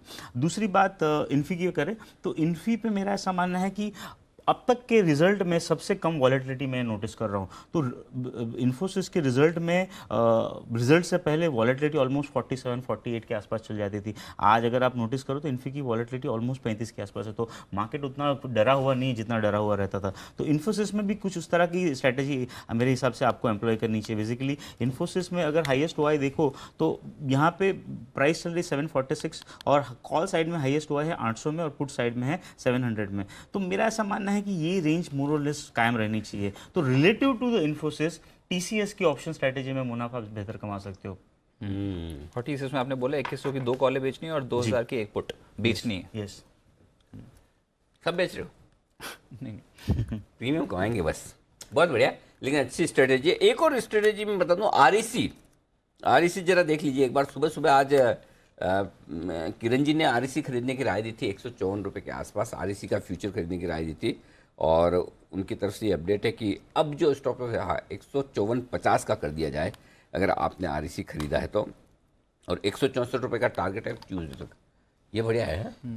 सिर्फ स्टॉप लॉस सिर्फ 1.5 रुपये नीचे है 154.50 और 164 का टारगेट। किरण यादव की राय ये जरा एक बना लीजिए आप, BTST वाली उनकी कॉल किरण जी की तरफ से है। 154.50 का रिवाइज स्टॉप लॉस है। 154 पे पहले एंट्री की थी, इसका मतलब ये कि अब किसी को नुकसान ना लगे कैपिटल का। रिवाइज कर दिया, ठीक है ना। रिवाइज स्टॉप लॉस 154.50 है और ऊपर की तरफ 164 तक के टारगेट मंगलवार तक के लिए आपके लिए आ सकते हैं। ये राय किरण जी की तरफ से। ये सरकारी कंपनियां एक्टिव हुई है वैसे, इंजीनियर्स इंडिया। हाँ, और एक और अपडेट दे दूँ। MGL, जो सचिन जी आज सुबह MGL बोल के गए थे आपको खरीदारी करने के लिए BTST के लिहाज से, तो उनका ये कहना था कि यहाँ से भी और बढ़ेगा, टारगेट आ जाएंगे, चिंता न करें, सोमवार तक बनाए रखें, सोमवार या मंगलवार ये है जहाँ तक के टारगेट के लिए। 1055-1060 का उन्होंने फ्यूचर्स का टारगेट दिया है, वो आ जाएगा, चिंता न करें। उसके स्टॉप लॉस रिवाइज करने की जरूरत तो नहीं है। नहीं, अच्छी तेजी में आ गया, दिन के उच्चतम स्तर पे सेम ही रखिए, जो सुबह बोले वही रखिए, लेकिन 1055-1060 तक की तरफ बढ़ने की तैयारी वो कर सकता है। उसी में एक स्टॉक देखिए, अब जब ये सरकारी कंपनी की बात हो रही है तो उसमें इंजीनियर्स इंडिया, इस स्टॉक में भी तेजी बढ़ गई और 121 को लेवल को कर गया है पार। ये सर कोई रेजिस्टेंस जोन के आसपास है कि कुणाल जी, इंजीनियर्स इंडिया, या फिर तेजी भी और बढ़ सकती है स्टॉक में? देखिए क्लियर ब्रेकआउट आते हुए नजर आ रहा है रजत। अभी रेजिस्टेंस थोड़ा दूर है, 126 रुपए पे रेजिस्टेंस चार्ट पे नजर आती है, 4 रुपए की डिस्टेंस है और मुझे लगता है इन स्तरों पर एक बार के लिए इस पे बेट लिया जा सकता है। हालांकि स्टॉक की एक फितरत है कि इसमें ब्रेकआउट जो है बहुत ज्यादा टिकाऊ नहीं होते हैं, तो ये ऊपर जाता है फिर वापस से नीचे आ जाता है। लेकिन एक बार मुझे लगता है कि 126 तक का तो मोमेंटम आपको बनता हुआ दिखेगा, तो 126 के टारगेट से बाय करें और स्ट्रिक्ट स्टॉप लॉस 120 रुपए पर रखें।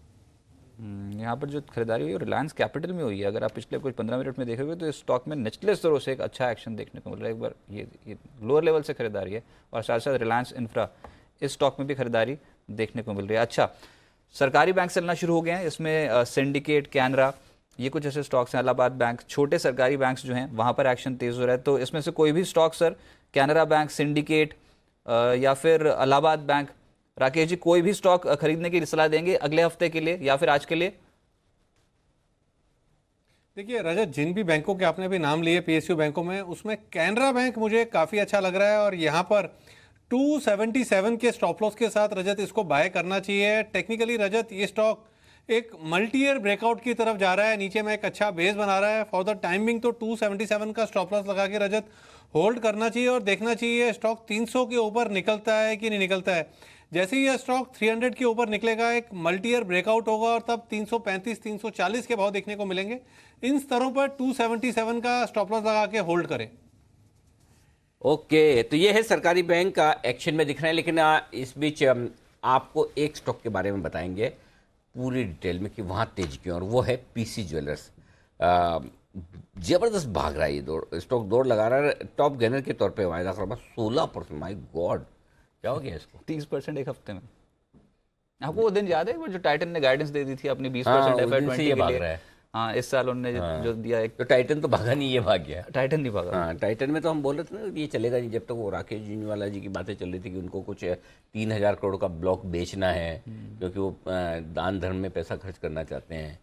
तो दुनिया जाली में, दान धर्म के लिए भी पैसा नहीं उन्हें लेने दे रही। कब दे रहे हैं दान? वो कितना 3 अपने तो नहीं दे रहे हैं कब दे रहे हैं, कहाँ दे रहे हैं? रजत, क्या क्या सवाल पूछ रहे हो आप?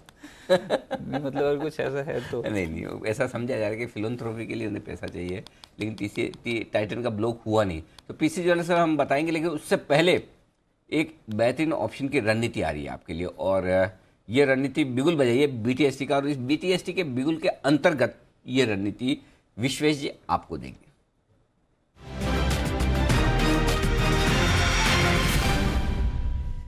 विश्वेश जी बताएं सर। ऑप्शन स्ट्रेटेजी है वो है वेदांता के ऊपर।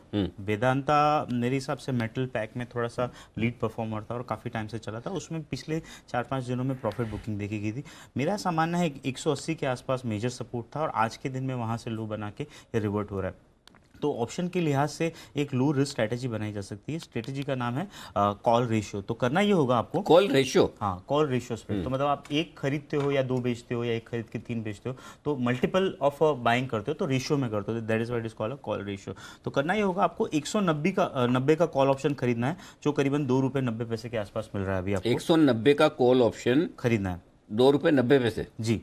3 रुपए कर लो ना सर, राउंड फिगर। हाँ, 3 रुपए का। हाँ, 3 ठीक है। हाँ, और उसके सामने 200 रुपए का कॉल ऑप्शन 2 लॉट बेचने हैं। ओके, ठीक है। 200 रुपए का कॉल ऑप्शन 2 लॉट बेचने हैं। अच्छा, तो आपके गए 3 रुपए और उसके सामने आए आपके 2 रुपए। नहीं तो ये 200 रुपए का कॉल ऑप्शन कितने में बिकता है आजकल? 1 रुपए। 1 रुपए, तो इससे 2 रुपए आ जाएंगे आपके। ठीक है। तो आपका जो नेट लागत होती है वो कम 1 रुपए का होती है। ठीक है। अब 190 के ऊपर 1 रुपए, that is your break even. तो 191 rupees is going to be your break even on the stock. मेरा ऐसा मानना है स्टॉक में यहाँ से आपको एटलीस्ट 5 to 10% का अपमूव देखना चाहिए। तो अगर 200 पे एक्सपायरी आती है तो इस स्प्रेड का भाव जो आपने 1 रुपए में किया उसकी वैल्यू होनी चाहिए 10 रुपए। हाँ, अगर एक वाला 10। एक मिनट, कान खड़े हो गए मेरे ये सुन के। और ये कब होगा? देखिए, अंडरलाइन का व्यू बुलिश है। समवेयर अराउंड वॉलेटिलिटी भी बिनाइन है, मतलब इतनी ज़्यादा नहीं है। और अगर आप ऑप्शन बेच के इसमें ज़्यादा पैसा नहीं, अगर आप ऑप्शन खरीदते हो तो वीकेंड सामने है तो आपको थीटा डी के हर्ट करता है। तो इस सूरत में आप क्या करते हो, खरीदते हो लेकिन अपने प्रीमियम को डिफेंड करने के लिए उसके सामने बेच भी देते हो। तो 1:2 का रेशियो बनाना है। सही जवाब। 2300 का लॉट साइज है, तो अगर स्टॉक नीचे में कहीं भी जाता है 140 भी चला गया तो आपका लॉस है 2300 रुपए। अगर 200 पे एक्सपायरी आई तो आपको एक लॉट के ऊपर 9 रुपए बनेंगे, 1 रुपए तो आपकी लागत थी, तो 20,000। हाँ, तो 9 तारीख 17 मतलब कैसे कर लेते हैं आप? ये बने नहीं बने बात की बात है, ये तो बाद में पता चलेगा एक्सपायरी पे, लेकिन ये आपके सोच को ही सलाम है सर। यही सोच का पैसा है ऑप्शंस में। देखिए मेरे हिसाब से buying option is a very speculative. उसके सामने अगर आप ये हमने थोड़ी देर पहले टीसीएस की स्ट्रेटेजी बनाई, अगर टीसीएस सर आपने 85 रुपये क्रेडिट लिए हैं और 2000 का आपने पुट बेचा है, तो अगर नीचे खुलता भी है तो हमने क्योंकि कॉल बेचे हैं तो हमको ज़्यादा पैसे आएंगे क्योंकि मार्केट नीचे हुआ। अगर ऊपर खुलता है तो उस सूरत में क्या होगी, जो 33 की इम्प्लाइड वॉलिटिलिटी है वो घट के एटलीस्ट 10% भी नीचे आती है तो आपको जो वेगा गेन हो जाता है, तो इस सूरत में भी आपको पैसा बनेगा। तो रिजल्ट से पहले मेरा एक्सपीरियंस रहा है आपको ऑप्शन स्ट्रेटेजिकली बेचने चाहिए।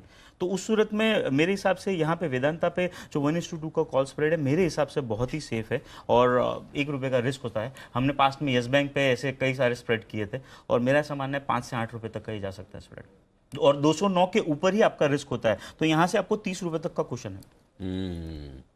तो चलिए ये बड़ी इंटरेस्टिंग चीज़ बताई कि 190 का कॉल ऑप्शन खरीद लिए 1 रुपये में मिल रहा है, 200 रुपये का कॉल ऑप्शन बेचिए 1 रुपये में बिक रहा है, तो वो 2 बेचने हैं, डबल बेचना है, और 1 रुपये की नेट रिस्क है, 200 तक पहुंच गया तो प्रॉफिट। और किस लेवल के ऊपर काट लेना चाहिए अनलिमिटेड लॉस ना होता कि 200? देखिए ये सूरत में आपका जो रिस्क है वो 209 के ऊपर चालू होता है। 209 ओके, हाँ, तो ठीक ठीक है, काफी दूर है, उतना ऊपर जाता है तो आपके पास हेजिंग के तरीके हैं, हम भी कवर करेंगे। हाँ मतलब फ्यूचर भी आप ले सकते हैं। आइए इस बीच पीसी ज्वेलर्स इस स्टॉक में दिख रही है शानदार तेजी, क्या है इस तेजी की वजह? पहले तो बताएंगे हमारे रिसर्च एनालिस्ट संदीप गौर, और उसके बाद राय देने के लिए हमारे साथ फोन लाइन पर आशु मदान साहब भी तैयार हैं। तो आइए पहले संदीप बताइए क्यों भाग रहा है शेयर? देखिए कई सारे रीजन है, पहला रीजन तो यही है आशु मदान साहब ने इसे आइडेंटिफाई किया था उस वजह, उसके बाद से देखिए लगातार ये शेयर चल रहा है।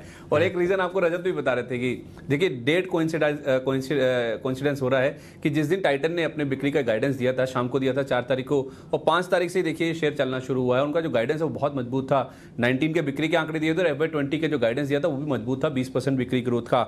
और उसके साथ साथ आप देखिए एक बड़ा इन्वेस्टर है कार्लिना, इन्होंने 10 अप्रैल को ही इस कंपनी के करीब 37 लाख शेयर खरीदे हैं, 95 के आसपास की खरीद है। तो उस लिहाज से ये भी एक बड़ा ट्रिगर था कि कुछ बड़े इन्वेस्टर जो हैं इस 100 रुपए के नीचे स्टॉक में काफी ज्यादा बुलिश होते हुए दिख रहे थे।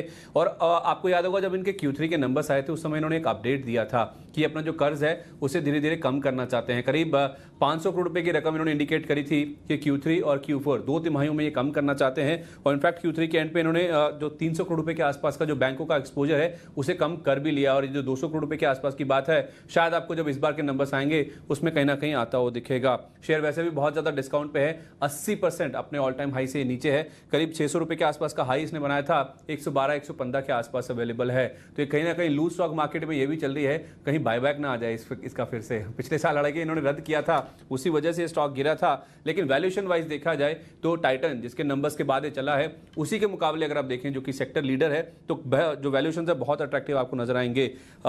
71-72 के आसपास के जो पी मल्टीपल है उस पर आपको टाइटन नजर आएगा, जहां की पीसी ज्वेलर की अगर आप बात करें जो चला है हाल फिलहाल 30%, उसके बावजूद भी 8.5 का पी मल्टीपल है, 10 के पी मल्टीपल पर नीचे है। और जो सेक्टर लीडर है उसके मुकाबले तो आप देखिए वैल्यूएशन 9 टाइम्स कम आपको नजर आएंगे। तो कई सारे रीजन है जो कि एक साथ इस स्टॉक के फेवर में आते हुए दिख रहे हैं, जिस वजह से आप देखिए बड़े गेंस बन रहे हैं। ओके, तो ये है वो तमाम कारण जिसकी वजह से पीसी ज्वेलर्स में बढ़िया और बेहतरीन तेजी बनती हुई दिख रही है। लेकिन आशु मदान साहब भी हमारे साथ हैं। आशु जी, जो पहला कारण जो बताया रजत ने, मुझे तो वही वाला समझ में आया कि आप मंदी में होते हुए भी पीसी ज्वेलर्स खरीदने की राय देते हो और वो स्टॉक भाग रहा है, तो 2 दिन से ये क्या हो गया ऐसा क्यों? आशु जी वैसे ना इनफैक्ट ये अभी हम जो चेक कर रहे थे उसमें TVZ, पीसी ज्वेलर, इन सब के हम पी मल्टीपल चेक कर रहे थे तो पीसी का सबसे कम निकल के आ रहा था। तो ज्वेलरी सेक्टर में एकदम से खरीदारी हो रही है सिर्फ टाइटन को छोड़कर। रजत, इसमें कोई ज्वेलरी सेक्टर वाली स्टोरी नहीं है। और मैंने पिछले दिनों में, पिछले 1 महीने में शायद PC jeweller, jet Airways, Infibeam और आज एक और स्टॉक भी ऐड कर देता हूँ, हिमाचल सिक्योरिटीज HFCL जिसको कहते हैं, ये सारे क्लाइंट्स को बोला था ये सारे खराब शेयर थोड़े थोड़े लेके रख दीजिए और ये अच्छा पैसा दे सकते हैं। और इसीलिए मैंने सबसे पहले जो स्टार्ट किया था नैरेटिव मेरा ये था कि अब इन स्टॉक्स को कुछ भी हो जाए अनिल जी बेचना नहीं है। और ये मुझे पक्का पता था कि 100 रुपए से ऊपर जाएगा, पर अनिल जी मुझे लगता है, मैं ये कॉल नहीं दे रहा हूँ क्योंकि ये स्टॉक ऐसा है कि लोग पीछे पड़ जाएंगे, जैसे राकेश जी की तरह मैं डिस्क्लेमर दे रहा हूँ। मेरा जो टारगेट है 150 रुपए का टारगेट है कि 150 भी हो सकता है पीसी ज्वेलर। तो इसमें कोई प्राइस मल्टीपल और ये कंपैरिजन वाली बात नहीं है सर, बहुत ही अंडर ओन था, मरा हुआ स्टॉक था, सब लोग नेगेटिव थे। अनिल जी सिमिलरली जैसे जेट एयरवेज पे सुबह बात कर रहे थे, मैं आपसे लॉजिक पूछता हूँ, जैसे आप कॉमन सेंस और लॉजिक की बात करते हैं। जेट एयरवेज बैन के अंदर है, बैन के अंदर का मतलब क्या अनिल जी आप बताइए कि जितना ओपन इंटरेस्ट था पूरा यूटिलाइज हो चुका है। सही बात है। तो आज एक बात बताइए अनिल जी, इसका मतलब पूरा ओपन इंटरेस्ट यूटिलाइज है, सौदे खड़े हुए हैं, इतने रोज ग्राउंड हो रहे हैं, इतनी नेगेटिव न्यूज है, सब कुछ है। आप एक बात बताइए, जो जिसने लिया हुआ है कोई करेजियस आदमी होगा जिसने लिया हुआ है, बाकी हम जैसे वीक आदमी तो बेच के बैठेंगे, कोई ले सकता है क्या? तो ये मैं आपको फिर बोल रहा हूँ, अगर जेट में प्रॉफिट खराब होना है तो 100 रुपए आएंगे, 10 रुपए के लिए नहीं। अगर ऊपर जाएगा तो बहुत अच्छा जा सकता है। इसीलिए मैं जेट में भी मना करता हूँ कि सेलिंग नहीं देनी, पीसी ज्वेलर में भी, और अब मैं HFCL में भी आपको बोल रहा हूँ कि मैंने क्लाइंट्स के लिए बोल रहा है लेने के लिए कि डिलीवरी लेके, और इन्फीबीम भी, ये चारों स्टॉक। और मेरा फोकस अनिल जी पिछले दिनों में कुछ कैश स्टॉक्स पे भी आया है, इसीलिए जिसमें हमने जेके पेपर और ये FSL भी दिया था फर्स्ट सोर्स। तो इन स्टॉक्स में अनिल जी जो बहुत खराब थे और थोड़े मिड कैप से ध्यान रखना चाहिए। ट्रैक्शन बना हुआ है, लोग अभी भी फ्रंट लाइन में लगे हैं, मिस कर जाएंगे। और अनिल जी मैंने एक सुबह कॉल एक मिनट सुबह वाली कॉल बाद में। आशु जी एक चीज ईमानदारी से बताना है, या आपको डर नहीं लगता ये पीसी ज्वेलर्स और हिमाचल और ये सारे जो नाम लिए आपने रिकमेंड किया, मुझे बहुत डर लगता, कितना ही अच्छा लगे फिर भी निकलता नहीं मुंह से। अनिल जी आप बिल्कुल ठीक बोल रहे हैं। अनिल जी मैंने आपको कितनी बार एक चीज बोली, शायद वो मूवी का डायलॉग, कि थप्पड़ से डर नहीं लगता, प्यार से डर लगता है। तो जब स्टॉक से कोई बहुत ज्यादा प्यार करता है ना, तो मुझे उससे ज्यादा डर लगता है। अब जैसे वो सुबह की बात ही ले लीजिए, मतलब 1 गन पर डे तो भारत फौज बनाता रहेगा, लेकिन हम साथ में बेचते रहेंगे। तो मुझे ऐसी चीज से जब ये कोई बहुत बुलिश बात होती है ना, उससे डर लगता है। मुझे खराब से डर नहीं लगता। जब बहुत खराबी की बात करते हैं तो वो तो वही वाली बात है सर, थप्पड़ से डर नहीं लगता, प्यार से डर लगता है। चलिए ठीक बात है। अभी इसका वक्त चल रहा है तो ये सारे शेयर चल भी रहे हैं, तो जिनके पास है उन्हें होल्ड करना चाहिए, राइट आशु जी? बिल्कुल अनिल जी होल्ड करना चाहिए। आप आगे बढ़े, दूसरा अपडेट दें उससे पहले कुणाल जी का लिमिटेड इंटरवेंशन ले लूं। Kunal ji PC Jewellers stop loss target जिन लोगों ने खरीदा है आशु जी के राय के ऊपर। देखिए मुझे लगता है अनिल जी एक बड़ा ब्रेकआउट पीसी ज्वेलर में आज आता हुआ दिख रहा है, और इस काउंटर ने अब बहुत क्लियरली 100 के लेवल को पार कर लिया, उसके ऊपर आज ट्रेड होकर बंदी दे रहा है और बड़ी बंदी दे रहा है। तो मुझे लगता है कि और ऊपर के लेवल्स आएंगे। यहाँ पर देखिए 118 119 का लेवल आता हुआ दिख रहा है, वहां पर अगला रेजिस्टेंस चार्ट पर नजर आ रहा है। अब इस स्टॉक में देखिए हर लेवल पर रेजिस्टेंसेज हैं, तो इसके ऊपर की यात्रा में भी आप देखेंगे हर लेवल पर कुछ कुछ इसमें कंजेशन देखने को मिलेगा। 118-19 अगला पड़ाव है, तो मुझे लगता है जिन्होंने लॉन्ग पोजीशन आज बनाई है होल्ड करें, लेकिन वही लोग होल्ड करें जो कि एक बड़े स्टॉप लॉस को बर्दाश्त कर पाएंगे। तो स्टॉप लॉस इसमें बड़ा है, 102 रुपए पर स्टॉप लॉस रखना है, 118 रुपए का टारगेट। तो 102 का लगाइए स्टॉप लॉस, 118 का ये नियर बाय शॉर्ट टारगेट। जी सर जी। अनिल जी मैं फिर बोल रहा हूँ, जो भी व्यूअर है या जिसने लेना है, मेरी स्ट्रॉन्ग रिकमेंडेशन है, जिसको लेना है वो 1000, 500, 2000 शेयर डिलीवरी में ले, फ्यूचर में नहीं ले। फ्यूचर में लेगा सौदा नहीं संभाल पाएंगे, कट जाएगा। डिलीवरी वाला पैसा अच्छा देके जाएगा, डिलीवरी लेनी है। मैंने किसी को कभी फ्यूचर नहीं बोला पीसी ज्वेलर का अनिल जी। ठीक बात है, चलिए बढ़िया है। वैसे आप कैश में डिलीवरी लेकर रखें, ज़्यादा बढ़िया है आपके लिए, ये है आपके लिए राय। चलिए तो पीसी ज्वेलर्स की तेजी की वजह और आगे का राह आपको बता दिए। सारे जो ज्वेलरी स्टॉक्स हैं टाइटन को छोड़िए, पर एक कमेंट उस पर आशु जी आपके पास आते हैं। आपने जो भी बात पूरी करनी थी उससे पहले ज्वेलरी पूरा हम एक बार सेक्टर एनालाइज कर लें। पीसी ज्वेलर, टीबीजेड, थंगामाइल, ये छोटे जो स्टॉक्स हैं यहाँ पर आज के सत्र में एक्शन स्ट्रॉन्ग है। राकेश जी एक बार टीबीजेड भी देख के देखिए सर, पीसी के साथ साथ टीबीजेड के टारगेट स्टॉप लॉस दे दीजिए। देखिए रजत, एंटायर स्पेस में एक रैली बन रही है। टीबीजेड रजत मैं खरीदारी की राय नहीं दूंगा। इसमें देखें तो आज का हाई 69 रुपीज़ का है, 70 रुपये एक इमीडिएट स्ट्रॉन्ग रेजिस्टेंस है। 70 के ऊपर निकलेगा रजत, तभी एक ब्रेकआउट होगा, तभी यहाँ खरीदारी की राय रहेगी। एज ऑफ नाउ ऊपर से काफ़ी बड़ा रिट्रेसमेंट देखने को मिला है और just near to the resistance, तो फॉर द टाइम बिंग इसको अवॉइड करेंगे। और रजत आपसे गुजारिश है पहले एक बिगुल बजाइए चार्ट कॉर्नर का। चलिए तो चार्ट कॉर्नर का बजाते हैं बिगुल। चार्ट कॉर्नर का बिगुल आपको भी बीटीएसटी इनको बजाना है। बाद में मुनाफे का चुनाव भी आ रहा है। 2 दिन के मुनाफे की चुनाव की अपार सफलता के बाद आज हैट्रिक बनाने के लिए फिर से आशु जी भी फोन लाइन पे अभी कनेक्टेड है, उनसे भी अभी बात रह गई, उन्होंने भी कुछ अपडेट देना था। अपडेट देना तो लेते बस।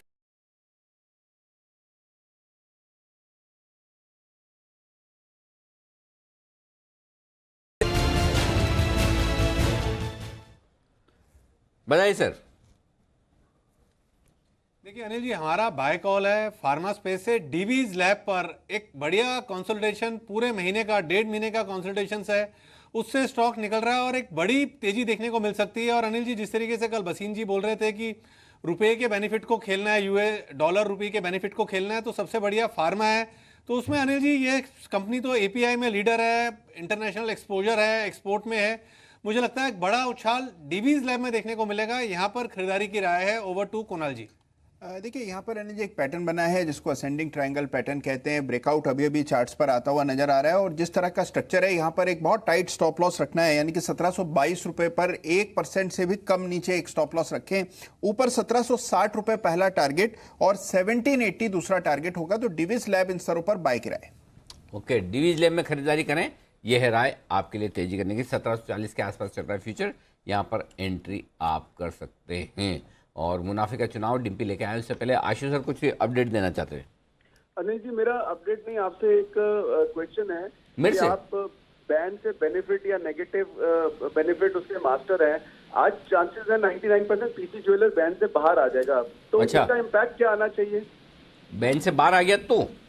हाँ जी, ये विश्वेश जी है ना, विश्वेश जी आपके फेवरेट भी है वायदा कारोबार में। विश्वेश जी, हाँ बिल्कुल, हाँ, बिल्कुल। पीसी ज्वेलर्स बैन में बाहर आ गया तो कल फिर से भागेगा। और देखिए मेरे हिसाब से आज के दिन में जो सबसे इंपॉर्टेंट चीज़ जो मैं नोटिस कर रहा हूँ वो है फ्यूचर में ऑलमोस्ट 6,89,000 शेयर्स अनवाइंड हो रहे हैं। कॉल साइड में 9,42,000 शेयर्स अनवाइंड हो रहे हैं और पुट में भी। तो ओवरऑल 22 लाख शेयर अनवाइंड हो रहे हैं। तो डेफिनेटली बैन से बाहर आना चाहिए। मैंने अभी पोजीशन चेक भी की तो मार्केट वाइड लिमिट आ तो जाएगा, आने के बाद क्या वो बताओ। हाँ, उसके बाद कल क्या है, 120 हो जाएगा। तो मेरे हिसाब से लास्ट वीक हमने भी बात की थी पीसी हाँ, ज्वेलर की, हाँ। और जो मैंने टारगेट दिया था, क्योंकि आशु जी क्या है बहुत जोर से सील लगाते हैं, तो वो टारगेट आ जाएगा। आप बात करते हैं आशु जी है ना, 3-4-5 बार बोल देते, 1-2 का नाम लेके बोल देते तो फिर क्या सबको याद हो जाता है उनकी बात। आपकी बात याद कम रहती है। क्या हम सटल रहते हैं सर, ज्यादा जोर से बोलते भी नहीं है और ज्यादा जोर से सटली में बिलीव करते हैं। क्योंकि क्या है ना, गलत भी होते हैं और सही भी होते हैं। तो सही होते हैं तभी भी चुप रहते हैं, गलत होते हैं तभी भी चुप रहते हैं, क्योंकि मार्केट है। ज्यादा बोल के व्यूअर का पैसा लॉस हो जाए उसमें हम नहीं मानते। मेरा ऐसा मानना है 150 का लेवल आपको पीसी ज्वेलर में देखने मिलना चाहिए, क्योंकि आज के दिन में जो इसने मल्टीपल वीक ब्रेकआउट दिया है 95 के ऊपर, that is a clear cut breakout. और एक चीज तो क्लियर है कि जो मैं स्ट्रैटेजी बोलता हूँ कि आप स्टॉक का नाम मत देखिए, और जो आशु जी ने बोला उस चीज से मैं हमेशा सहमति रखता हूँ। फ्यूचर में वॉलेटाइल है, आप कैश में 500,000 शेयर डिलीवरी रखिए, स्ट्रक्चर बहुत बेहतरीन है, यहाँ से मूवमेंट देखने मिलनी चाहिए। तो डिलीवरी में खरीदिए और बैन से बाहर आया तो that means that somehow short position unwind. 150 is my target. 150 तक का टारगेट आपके लिए। चलिए, तो आशु जी अब आप खुश हैं 150 तक के टारगेट के लिए? बिल्कुल अनिल जी, बिल्कुल आई एम सेटिस्फाइड सर। मेरे को कन्विक्शन थी स्टॉक में सर, बहुत ही ज्यादा मतलब खराब दौर से गुजरा है, तो इसलिए सर सेलेक्टिवली सबको हमने बोला था कि लेके रखना। जैसे मैंने बोला फिर रिपीट करता हूँ सर, जेके पेपर, HFCL, FSL, इन्फीबीम और पीसी ज्वेलर, 5 स्टॉक सर। ये सब तो ठीक है, HFCL क्यों पसंद आ रहा है आपको? बाकी भी चलो, मेरे को बाकी सब भी डाइजेस्ट हो रहा, खाली HFCL मेरे को बार बार, मैं पहले 2-3 बार सोचा सवाल ना पूछूं, लेकिन अब रहा नहीं जा रहा सर। नहीं अनिल जी, वो बिल्कुल आपकी बात ठीक है।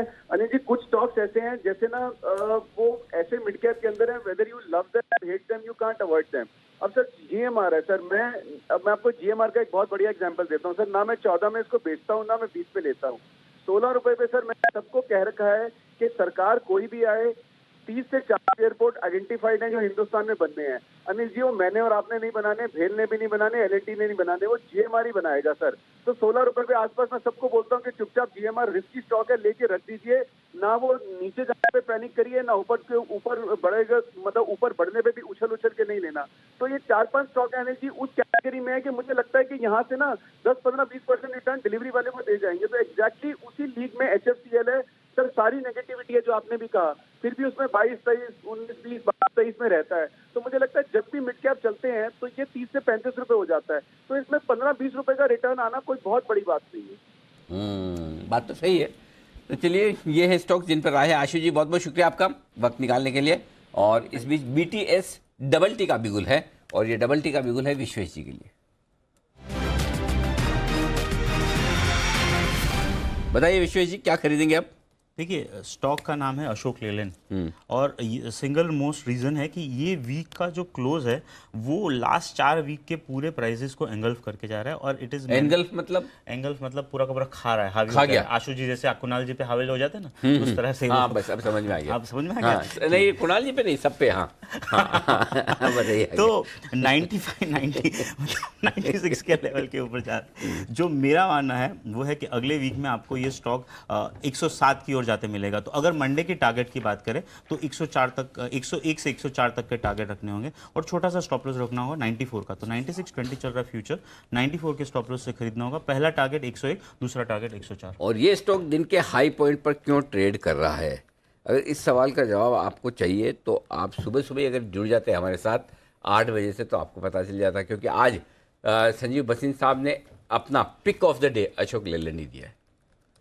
उन्होंने बोला अशोक लेलैंड आज के लिए स्टॉक। तो और दिव्य ने सवाल भी ऐसे ही पूछा था कि आपके खजाने में ढेर सारे ये हैं, वो सिर्फ और सिर्फ एक ही शेयर खरीदना तो कौन सा खरीदेंगे इतना छोड़िए। और देखिए स्टॉक दिन के उच्चतम स्तरों की तरफ ट्रेड कर रहा है।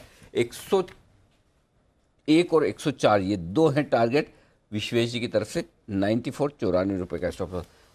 एक बार मैं जैन साहब से पूछना चाहता हूँ। जैन साहब आप तो ऑटो स्टॉक तो छोड़ दो, ऑटो स्टॉक तो ये सब ले रहे हैं, इनको लेने दो। आप तो कोई ऑटो एंसिलरी वाला स्टॉक लो, कौन सा लोगे सर? देखिए ऑटो इंसुलरी में तो बहुत सारे नाम हैं एक्चुअली में, और पहले भी काफ़ी बार रेकमेंड किया हुआ है। इनफैक्ट देखिए वैसे देखिए ओवरऑल देखें तो ऑटो इंसुलरी स्टॉक्स के दिन बहुत ज़्यादा अच्छे नहीं चल रहे हैं, बट इतने बढ़िया लेवल्स पे, इतने बढ़िया वैल्यूएशंस पे कुछ स्टॉक्स अवेलेबल है। जैसे कि मैंने मुंजाल ऑटो बहुत बार रेकमेंड किया, वो देखिए पूरी रैली आ गई है मार्केट में, वो चलानी है। मुंजाल ऑटो पे ध्यान दे सकते हैं। रिको ऑटो बहुत बढ़िया लगता है, बहुत अच्छे वैल्यूएशंस पे अवेलेबल है। फिर आप जमुना ऑटो है, वो अच्छा खासा करेक्ट करके एक अच्छे खासे लेवल पे है। तो ये बड़े स्टॉक्स में। और दूसरा मैंने एक एंड्योरेंस टेक्नोलॉजीज़ है जो कि अभी एक कॉर्पोरेट एक्शन बड़ा था, वो वहाँ से चला नहीं है बहुत ज़्यादा, तो मुझे वहाँ पे भी बहुत दमखम लगता है। तो ऑटो इंसुलरी स्टॉक्स में तो बहुत सारी लिस्ट बड़ी है, बट इन सब पे बिल्कुल ध्यान देना चाहिए, मेरा ऐसा मानना है। और वहाँ पे वैल्यू भी इसलिए लगती है कि जैसे ये ऑटो सेक्टर में एक माहौल ठीक होगा तो यहाँ पे भी बहुत बड़ी डिमांड आएगी। और एक साथ इनमें जो वैल्यूएशंस पे खड़े हैं, जो डिविडेंड यील्ड है, सब कुछ बहुत बढ़िया इनमें, और यहाँ से बहुत बड़ी चाल आने वाले दिनों में देखने को मिलेगी। ओके, तो ये है आपके लिए राय इस वक्त है ऑटो एंसिलरी स्टॉक्स पर आती हुई दिख रही है। और इस बीच पहले आगे बढ़े उससे पहले ये जान ले कि कौन से स्टॉक्स हैं जो आज नहीं मतलब आज तो बैन में एंटर होंगे या एग्जिट होंगे, और उसका असर दिखेगा सोमवार सुबह सुबह।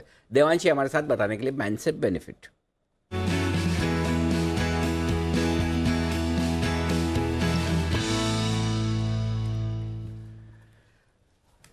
जी देवांशी बताइए, कोई स्टॉक पीसी ज्वेलर्स के अलावा बैन से बाहर में आ रहा है? बिल्कुल भी नहीं, पीसी ज्वेलर आ जाएगा बैन से बाहर। हमें पता लीक हो गई आपकी Yes, आपको पता आपकी था लिस्ट ये। लीक हो गई आज। पीसी ज्वेलर और डीएलएफ है, वो भी आ सकता है। कौन सा? डीएलएफ। DLF Okay. 80.8% है, लेकिन जैसे अदानी पावर भी निकल गया था कल ही 80.2% पे। डीएलएफ है क्योंकि 80.8% है, यहाँ पे पोजीशंस कट सकती है और ये बैन से बाहर आ सकता है। तो डीएलएफ और डीएलएफ के भी चांस आ ही जाएगा, ऐसा लग रहा है 80-81% के आसपास। तो बंद होते होते थोड़ी वीकेंड सेशन है, थोड़ी तो और पोजीशन कम होगी ही। तो डीएलएफ और पीसी ज्वेलर्स बैन से बाहर आने की तैयारी में। चलिए बहुत बढ़िया। कोई एंट्री की तो संभावना नहीं है ना अभी कोई किसी? नहीं है। नहीं ना? नहीं। ठीक है, परफेक्ट। ओके, और इस बीच अब एक बीटीएसटीटी का बिगुल बजाया जाए उससे पहले रजत जी बैंक निफ्टी का आज का हाई बता दीजिए जरा स्पॉट लेवल। हाई पे ये पता लगे 3 के आगे कितने जीरो लगे हुए? 30,000 के ऊपर है, यूँ को पता है, पर मैं हाई देख लेता हूँ। ऊपर नहीं है, मैं बताया तो अभी इसका जो हाई है वो 30,150 का है फ्यूचर्स पे। कैश फ्यूचर कौन देखता है? 30,050 स्पॉट 30,000 एग्जैक्ट 30,000 का ले 95 पैसे ऊपर। 95 पैसे बाटा पाओ। हाँ नहीं निकलेगा मतलब किसी भी तरीके से। 30 देख लीजिए, आपके सामने है। 30,000 के ऊपर नहीं है। 30,000 ब्रेक लगाया था वहाँ, 0.95 बस वहीं पे ब्रेक लग गया है ना। बस कैसे कर लेते? बस ये एफएनओ डेटा से, और बाकी तो करने का काम है विश्वेश जी का। फुल फॉर्म में है, अभी अभी बिगुल बजवाया था, फिर से कह रहे बिगुल बजाइए जी।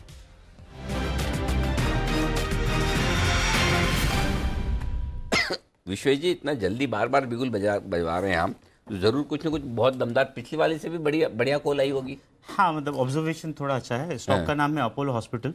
फ्यूचर में फिलहाल चल रहा है 1272 मतलब 1272 रुपये के आसपास।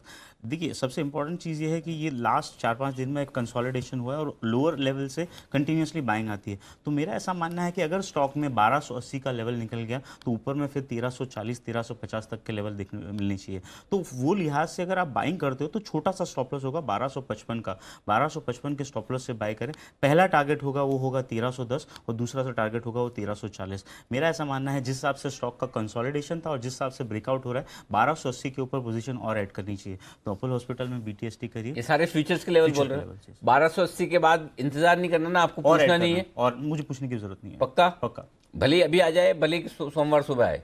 हाँ बिल्कुल, सोमवार सुबह भी 1280 के ऊपर मिलेगा तो ले लेंगे। बिल्कुल तो मैं लिख के जा रहा हूं। लीजिए, मैं बोल रहा हूँ पहली किस्त तभी ले लीजिए, 1280 के ऊपर और ऐड करिए। मतलब इतना कॉन्फिडेंस है? 1273 अभी चल रहा है, यहाँ तो ले ही लीजिए और 1280 के पार निकले फ्यूचर तो और ले लीजिए। अच्छा जी, क्योंकि स्टॉप लॉस बहुत ही डिफाइंड है, मल्टीपल स्विंग लोज है 1250 की रेंज में। मेरे हिसाब से वो लेवल नहीं निकलता है तब तक मेरा ऐसा मानना है कि, और आज के दिन में ओआई पोजीशन पे बहुत ही माइनर चेंज हुआ है। तो the way I am reading the data कि लास्ट 7 दिन में कहीं ना कहीं कैश में अक्यूमुलेशन हुआ है और जब इस तरह का मूवमेंट होता है और इसका प्रेसिडेंट मूव देखिए 1100 रुपये से 1300 रुपये वन साइड गया है।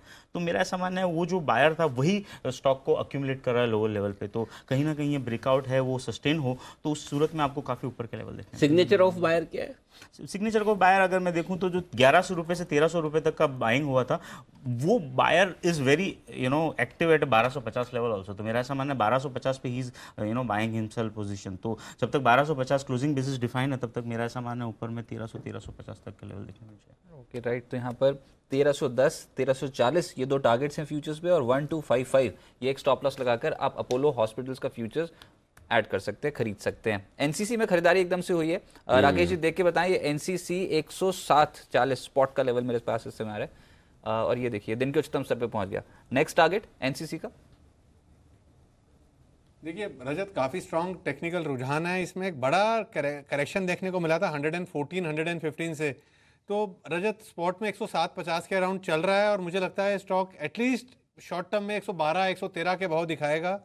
खरीदारी की राय है 104 रुपये 50 पैसे का स्टॉप लॉस लगाना चाहिए, 112, 113 के लक्ष्य के लिए इसको बाय करना चाहिए। 112, 113 के लक्ष्य के लिए बाय करें। लेकिन एक और इंटरेस्टिंग चीज़ जो आपको बतानी रहेगी और वो है अगले हफ्ते से लेकर हर बुधवार तो आप रिसर्च गुरुकुल देखते ही हैं, करेक्ट? इस मंगलवार से भी हम आपके लिए एक बड़ा खास शो शुरू कर रहे हैं। वो हर मंगलवार को होगा और वो होगी इक्विटी की बात। इक्विटी की बात करेंगे हम मोतीलाल ओसवाल फाइनेंशियल सर्विसेज के साथ, यानी कि उनके जॉइंट एमडी और को फाउंडर है रामदेव अग्रवाल साहब। उनके साथ इक्विटी की बात होगी। इक्विटी की बात का पहला सेशन आपको बहुत ही इंटरेस्टिंग तरीके से और एक ज्ञान वाला सेशन जो इक्विटी मार्केट में आपके काफ़ी डाउट्स क्लियर करेगा और इक्विटी मार्केट से लोग किस तरह से अपना पूरा भविष्य बनाते हैं, किस तरह से बड़ा पैसा बनाते हैं, जैसा कि रामदेव अग्रवाल साहब ने बनाया, उसका राज भी खुलेगा। और पहला एपिसोड जो आ रहा है वो आ रहा है डबल कमाई, यानी कि कमाई पर कमाई, यानी कि कंपाउंडिंग, यानी कि चक्रवर्ती ब्याज या चक्रवर्ती कमाई जो आप जानते हैं हिंदी में। वो आइए देखिए। इक्विटी की बात मेरे दिमाग में आया तो मुझे एक ही हीरो नजर आया था कि रामदेव अग्रवाल साहब। कंपाउंडिंग की अहमियत क्या है? फुल चक्रीय चक्रवर्ती ब्याज जो है आपको compounding interest is everything, is a foundation of stock market. मेरे पास कोई आसान रास्ता है कि मेरे पैसे से पैसे बनते रहे? Laziest in the easiest way. बिना मेहनत के भी पैसा बनता है कंपाउंडिंग की वजह से। हर 10 साल में 10 गुना होता है, तो 50 साल में मतलब 1 लाख गुना हो जाएगा आपका पैसा। कंपाउंडिंग रूल ऑफ 72 और कंपाउंडिंग खोपड़ी में घुस जाए मतलब एक तो ये समझने वाली बात, दूसरा ये कि have you internalised it, it should be a way of life. तो देखना मत भूलिए इक्विटी की बात रामदेव अग्रवाल साहब के साथ, तो बहुत ही इंटरेस्टिंग और बहुत ही ज्ञान वाला सेशन। मजा आ गया ये शो करके। कंपाउंडिंग इनफैक्ट ये भी जानना बहुत असल मेरे मजे हो रहे हैं आजकल। रिसर्च गुरुकुल, इक्विटी की बात, ये शो करके मैं ही सीख रहा हूँ। मेरे को बहुत नॉलेज मिल जाती है, बनाने वालों को भी आ जाती है। आप तो समझ तो गए होंगे आप। बैक एंड ज्यादा बड़ा ये सारे शो बनाने में सबसे ज्यादा कंट्रीब्यूशन रजत का रहता है। रिसर्च गुरुकुल पूरी इन्वेस्टमेंट काम कर रही है बहुत जबरदस्त तरीके से। और ये जो है वैसे वाकई जो रिसर्च की कुछ ऐसी चीजें हैं जो अभी तक नहीं पता थी, तो मैं पहले बताया तो नहीं पता थी, वो पता लग रही रिसर्च गुरुकुल से। अब तो रामदेव अग्रवाल खुद यहाँ पर अगर बताना चाहेंगे तो बहुत कुछ चीजें। इसमें साइड में जो लाइन आ रही है लिखी हुई है बैंड में, वो लिखे के ये समझ डाला तो बड़ा रिटर्न बना डाला, कमाई पर कमाई। क्योंकि वो आइंस्टाइन साहब थे ना, मैंने सुना दुनिया में उनसे ज़्यादा इंटेलिजेंट आदमी कोई पैदा नहीं हुआ ना, सबसे ज़्यादा IQ लेवल उन्हीं का था ना। तो आइंस्टाइन साहब ने कहा था कि ये कंपाउंडिंग यानी कि कमाई पर कमाई, डबल कमाई, चक्रवर्ती ब्याज वाली कमाई दुनिया का 8वां अजूबा है। तो ये 8वां अजूबा देखना मत भूलिए। मंगलवार से हम शुरू कर रहे हैं आपकी लिक्विडिटी के बाद एक और क्वालिटी प्रोग्राम, FNO की पाठशाला, रिसर्च गुरुकुल, इन्वेस्टमेंट गुरुकुल। अब आप ये देखिए इक्विटी के बाद, तो कोशिश हमारी ये है कि ट्रेडिंग वाले मौके तो BTST और ये सारे आपके पास आते ही हैं, करते ही हैं, लेकिन कुछ अच्छी चीज़ें भी आप करिए, देखिए, समझिए, ताकि आपको एक अच्छा निवेशक बनने में मदद मिल सके। अच्छा, एक ना कैश मार्केट का स्टॉक है वो एकदम से रडार पर आ रहा है, वो है जयकॉर्प। कुणाल जी आपके पास मैं आ रहा हूँ, ये कैसे हो रही है इसकी वीकली क्लोजिंग जयकॉर्प की, और अगले हफ्ते बेट लगाई जा सकती है कि इस स्टॉक पे? देखिए क्लोज अच्छा आ रहा है रजत, और मुझे लगता है कि कंसोलिडेशन इसमें कंप्लीट हुआ है। मेरे ख्याल 3-4 सत्र पहले भी हम इसकी चर्चा कर रहे थे जब RIIL और जयकॉर्प दोनों में ब्रेकआउट आया था, और मुझे लगता है कि इन दोनों ही काउंटर्स में आपको तेजी बनी दिखेगी। मैं आपके पास दोबारा से टारगेट जानूंगा, लेकिन इस वक्त बड़ी खबर आ गई और अदानी पावर एकदम से 8% ऊपर आ गया। वो इसलिए क्योंकि हम जो बार बार कह रहे थे कि मुद्रा प्लांट के टैरिफ बढ़ाने की खबर आएगी, हम पिछले हफ्ते से इस खबर को ट्रैक कर रहे थे, टल गई थी, लेकिन वो खबर आ चुकी है। और अब पावर स्टॉक्स एक एक करके देखिए, अदानी पावर, टाटा पावर, इन दोनों स्टॉक्स पे एकदम से रिएक्शन, और ये टैरिफ बढ़ाने की मंजूरी CERC ने दे दी। बिल्कुल, तो लगातार हम इस हफ्ते 2 बार हमने इस स्टॉक को रिकमेंड किया, टाटा पावर को, कि देखिए, और सबसे पहले हमने ये बताया कि इस हफ्ते आने की, हाँ ये जरूर कहेंगे कि तैयारी सोमवार मंगलवार से थी, आया शुक्रवार को। अब ये तो CERC ने अपना वक्त लगाया, अलग बात है, लेकिन मुझे खुशी इस बात की कि फाइनली ये ऑर्डर आपके सामने आ चुका है। तो एक बड़ा ऑर्डर, और हम ये कह भी रहे थे कि देखिए जल्दी से हमारे साथ हमारे रिसर्च एनालिस्ट संदीप ग्रोवर जुड़ेंगे। संदीप को पूरा मामला पता है कि किस तरह से गुजरात इलेक्ट्रिसिटी बोर्ड ने इसकी मंजूरी दे दी थी, और खाली CERC को एक तरफ से खाली फॉर्मेलिटी करनी थी। संदीप हमारे साथ हैं। संदीप बताइए, आज जो फैसला आया है इसकी सबसे बड़ी अहमियत क्या है? देखिए, अहमियत इसकी अदानी पावर के लिए ज़्यादा है, क्योंकि ये 4620 मेगावाट का इनका अल्ट्रा मेगा पावर प्लांट है, जहां से अगर आप देखें तो जब से ये प्लांट शुरू हुआ है तब से इनको घाटे होते हुए दिख रहे हैं। 2 मेन बिजली बोर्ड हैं, इसमें हरियाणा है और गुजरात है, जिनको ये बिजली सप्लाई करते हैं। और हमने पिछले शुक्रवार को आपको बताया भी था कि ये फैसला सोमवार को एक्सपेक्टेड है, जिसमें जो गुजरात का बिजली बोर्ड है GUGVNL, इनका जो अप्रूवल है ऑलरेडी टैरिफ बढ़ाने के लिए आ चुका था। महज इसके जो CERC का अप्रूवल है वो बाकी था। अब ये इसके जो मायने हैं इसलिए ज़्यादा हैं क्योंकि अगर आप देखें, ये जो 4620 मेगावाट का पावर प्लांट है, इससे जो अधिकतम सप्लाई है वो गुजरात को ही जाती है।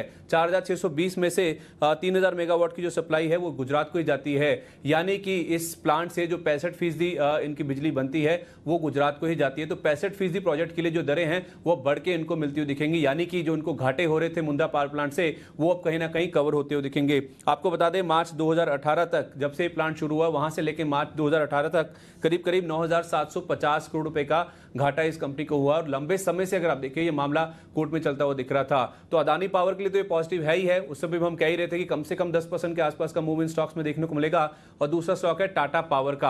अब टाटा पावर के लिए ये कम मायने रखता है, कम पॉजिटिव है, क्योंकि अदानी के लिए जहां 2 राज्यों को ये सप्लाई करते हैं, टाटा पावर के केस में 5 राज्यों की मंजूरी लेना जरूरी है। तो टाटा पावर का जो प्लांट है वो भी 4000 मेगावाट का है, और उसमें से अगर आप देखें तो आधी सप्लाई गुजरात को जाती है। तो कुल मिलाकर देखा जाए, जो टाटा पावर का भी प्लांट है उसकी जो 50% सप्लाई है वो गुजरात को ही जाती है। तो अदानी पावर बड़ा बेनिफिशियरी है, लेकिन उसके साथ साथ आप टाटा पावर को भी नजरअंदाज मत कीजिए, इनके लिए भी बहुत बड़ी राहत की बात है। क्योंकि अगर आप पिछले साल की बात करें तो करीब 900 से 1000 करोड़ रुपए का घाटा केवल इसी प्लांट की वजह से देखने को मिला था। तो उसकी आधी भरपाई यानी कि 500 करोड़ रुपए के आसपास की भरपाई ऑलरेडी इस साल देखने को मिलेगी। तो टाटा पावर भी इसका बड़ा बेनिफिशियरी है। तो चलिए, टाटा पावर के लिए, अदानी पावर के लिए बहुत बड़ी खबर। फटाफट से अदानी पावर के लेवल्स बताइए आप कुणाल जी। अदानी पावर के लेवल आपसे बढ़िया कौन जानता है, लेकिन आज बेंच से बाहर है, बेंच से बाहर आती है अच्छी खबर। और टाटा पावर के लिए खबर जो आई है, विश्वेश जी आप बताइए, आपके टाटा पावर तैयार है? फटाफट जल्दी से बताइए स्टॉप लॉस टारगेट। मेरे हिसाब से 75 का रेजिस्टेंस नहीं निकलता तब तक बाइंग नहीं करनी चाहिए। ठीक है, उसके बाद निकला तो उसके बाद अगर निकलता है तो इमीडिएट रेजिस्टेंस है वो 78 का लेवल है, लेकिन रिलेटिव टू अदानी पावर इतना ज्यादा मोमेंटम नहीं दिख रहा है यहाँ पे। ओके, 78। चलिए, और स्टॉप लॉस क्या रखना है अगर किसी की तेजी की पोजीशन है? आज का डेज लो 72। वो क्या है? 72। 72 फ्यूचर्स में। Okay, perfect. 72 का स्टॉप लॉस, 75 का टारगेट, 75 के पार निकला तो 78। ये है आपके लिए टाटा पावर पर आए। और जल्दी से राय आपको दिला दें हम अदानी पावर पर भी। कुणाल जी बोलिए। अनिल जी, मुझे इसमें सेल ऑन न्यूज होता हुआ दिख रहा है, तो मुझे लगता है कि जब तक 54 का स्तर पार ना हो नई खरीदारी ना करें, 54 के ऊपर ही बाय करना चाहिए अडानी पावर, और फिर मुझे लगता है कि 58 तक का एक मूव बनेगा, लेकिन 54 के ऊपर बाय करेंगे ज्यादा बेहतर रहेगा, क्योंकि इसमें जिस तरह का स्ट्रक्चर है काफी मूव ऑलरेडी डिस्काउंटेड है और यहाँ पर एक रेजिस्टेंस 53.50 53.75 के आसपास नजर आती है, तो 54 के ऊपर ही खरीदारी की राय। ओके, तो ये है राय आपके लिए इस वक्त अदानी पावर पर भी थोड़ी प्रॉफिट बुकिंग आ रही, जाहिर सी बात है। लेकिन आइए, चुनावी सीजन की शुरुआत हो चुकी है और मुनाफे के चुनाव में आपको पिछले 2 दिनों में मिले हैं 2 बेहद शानदार शेयर, और जिन्होंने करवाई है बेहतरीन कमाई, ग्लोबल स्प्रिट और उसके बाद प्रताप स्नैक्स। पीने की और खाने की बात हो चुकी, आज फिर से मुनाफे का चुनाव डिम्पी कालरा कहां करवा रहे हैं, आइए देखते हैं।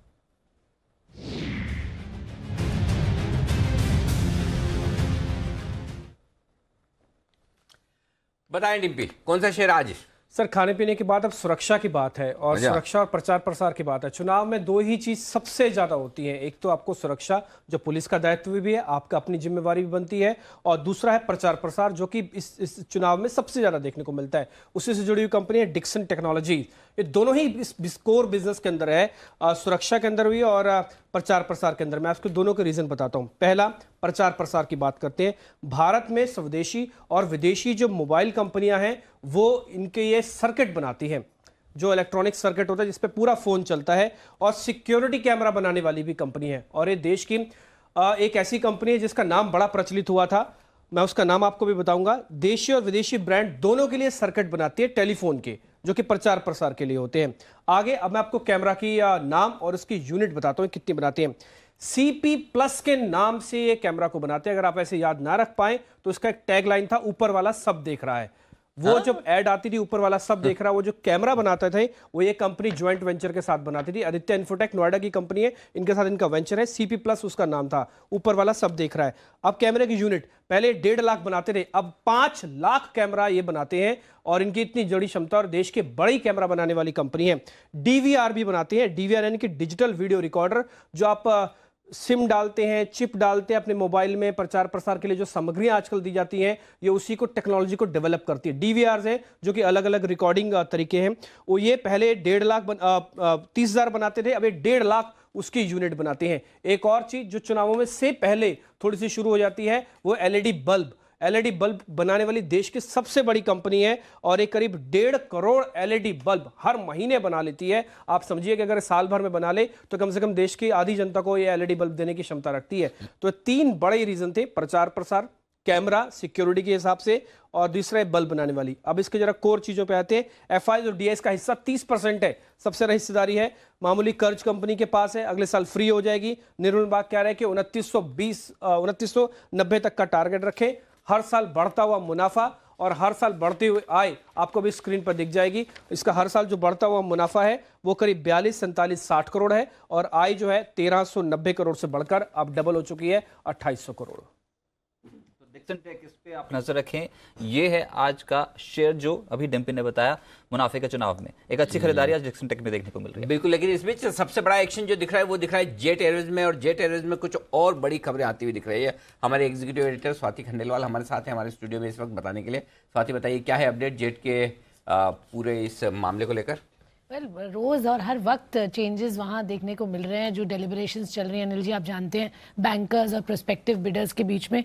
तो अभी जो ताज़ा अपडेट वो, और सबसे इम्पोर्टेंट बात है कि आज आखिरी दिन है EOIs सबमिट करने का। आपको पता है कि 2 दिन से बढ़ाया गया था, क्योंकि उम्मीद थी लेंडर्स को कि ज़्यादा इंटरेस्ट आएगा लोगों का, और आया भी है। एतिहाद ऑफ कोर्स इसमें सबसे ज़्यादा इंपॉर्टेंट बात है कि वो फ्रंट रनर है, वो चाह रहे हैं कि वो इसमें स्टेक बढ़ा लें, और क्यों ना बढ़ाएं। 24% ऑलरेडी स्टेक होल्ड करते हैं, और उनको चाहिए कि वो इसमें और अपनी हिस्सेदारी बढ़ाएं। तो एतिहाद यहाँ पे फ्रंट रनर है, उनकी बिड आ चुकी है, एक्सप्रेशन ऑफ इंटरेस्ट आ चुका है टू बी प्रिसाइज। दूसरी बात, ड्यू डिलिजेंस प्रोसेस शुरू हो चुका है, होने की अब बारी आ जाएगी, और बाइंडिंग बिड्स 30 अप्रैल तक आनी चाहिए। इसके अलावा हमने पहले भी आपको बताया था कि कुछ प्राइवेट एक्विटी फर्म्स इसमें इंटरेस्टेड हैं। सो TPG, NIIF, ये सब कंपनीज ने भी यहाँ इंटरेस्ट दिखाया, उनके भी एक्सप्रेशन ऑफ इंटरेस्ट आने की संभावना है। और जैसा आज लास्ट डे है तो हम देखेंगे। और एक और बात बता दूं, गोयल, नरेश गोयल, जिन्होंने हाल ही में रिजाइन करके कंपनी छोड़ी थी, उनका भी वापस आने का विचार है। वो देख रहे हैं कैसे वो एंटर कर सकते हैं। तो जो हमें सूत्र बता रहे हैं वो अभी तक बात कर रहे हैं फॉरेन एयरलाइन से, कुछ एयरलाइंस जो इंडिया में आना चाहती है उनके साथ कैसे वो टाई अप करके वापस जेट एयरवेज में आ जाए। तो ये बहुत इंटरेस्टिंग स्वयंवर जैसे हम इसको बोलेंगे जेट के लिए हो रहा है। सब चाह रहे हैं कि इस कंपनी को अच्छे से अच्छे प्राइस पे ले लें। और सबसे फाइनल बात मैं जो बताना चाहती हूँ अनिल जी, वो ये सब कुछ डिपेंड करेगा कि लेंडर्स कितना हेयर कट देंगे इस पर जो उनका बकाया है। आई थिंक उसी पे रेस चल रही है, कितने हेयर कट पे ये डील होगी, वहां पर ये बात अटकी है जहां तक मुझे मेरे सूत्रों ने बताया। तो जल्द ही इस पे फैसला हो जाएगा। एतिहाद, नरेश गोयल और कुछ प्राइवेट इक्विटी फर्म्स इस वक्त रेस। चलिए इस बीच एक आज का आखिरी बिगुल और एक BTST का बिगुल, नहीं चार्ट कॉर्नर का बिगुल कुणाल जी राकेश जी के लिए।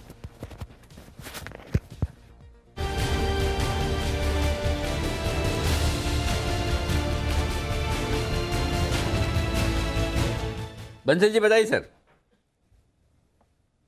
अनिल जी खरीदारी की राय है ITC में। अनिल जी स्टॉक को 280 से कंटिन्यूसली रिकमेंड कर रहे हैं और अब इसको लगता है अनिल जी छोड़ना नहीं चाहिए। हाँ, जिस तरीके से टेक्निकल रुझान है FMCG में लीड करेगा और 318 320 के एकमात्र टारगेट के लिए मुझे लगता है यहाँ पर बाय करना चाहिए। ओवर टू कुणाल जी। देखिए एक बहुत क्लियर ब्रेकआउट है, ऐसे बहुत कम होता है कि ITC में इस तरह की तेजी देखने को मिले और मुझे लगता है कि जो ब्रेकआउट है इसको मिस नहीं करना चाहिए मौजूदा स्तरों पर भी। और कल मान लीजिए सोमवार को थोड़ा नीचे मिले तो उन स्तरों पर भी इसको बाय करें। 318 320 जो लेवल्स राकेश जी कह रहे हैं वो इसके लिए टारगेट है, ITC बाय करना है। चलिए तो ITC 318 320 के टारगेट्स के लिए आज को पोर्टफोलियो में रख सकते हैं। जोरदार तेजी, आज इंडेक्स में सबसे तेज दौड़ लगाने वाला स्टॉक गेल, उसके बाद ITC, मारुति सुजुकी एक और स्टॉक और जी एंटरटेनमेंट, निफ्टी के टॉप कंट्रीब्यूटर्स और बाजार में एक अच्छी बढ़त लोअर लेवल से रिकवरी के साथ बंद हो रही है। बिल्कुल रिकवरी के साथ बंद हुए, लेकिन कोई बहुत तोड़फोड़ तेजी आखिरी आधे घंटे में दिखी हुई ऐसा कुछ नहीं। क्लोजिंग हुई है 11,631, 34 अंकों के फायदे के साथ निफ्टी ने की है समाप्ति।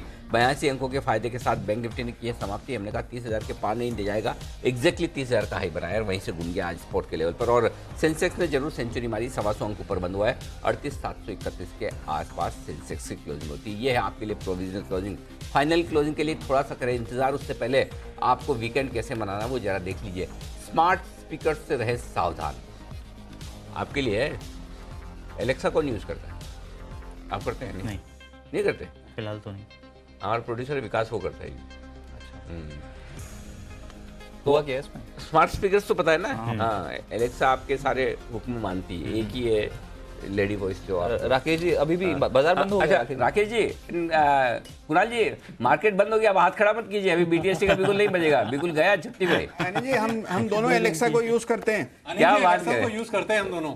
बड़े से आप एकदम संतुष्ट हैं? और अनिल जी जो आपने कारण बताया बिल्कुल वही कारण है कि एकमात्र दुनिया में अगर कोई है जो हमारी बात मानता है मानती है एलेक्सा है, और एकमात्र जो हमारी बात सुनता है वो सिरी है जो एप्पल में है। तो उनके अलावा कोई हमें समय नहीं देता। नहीं मानती है, मानता तो मैं हूँ, आपकी हर बात मैं मानता हूँ ना कुणाल जी राकेश जी। कौन सी बात मैंने आज तक मानी नहीं?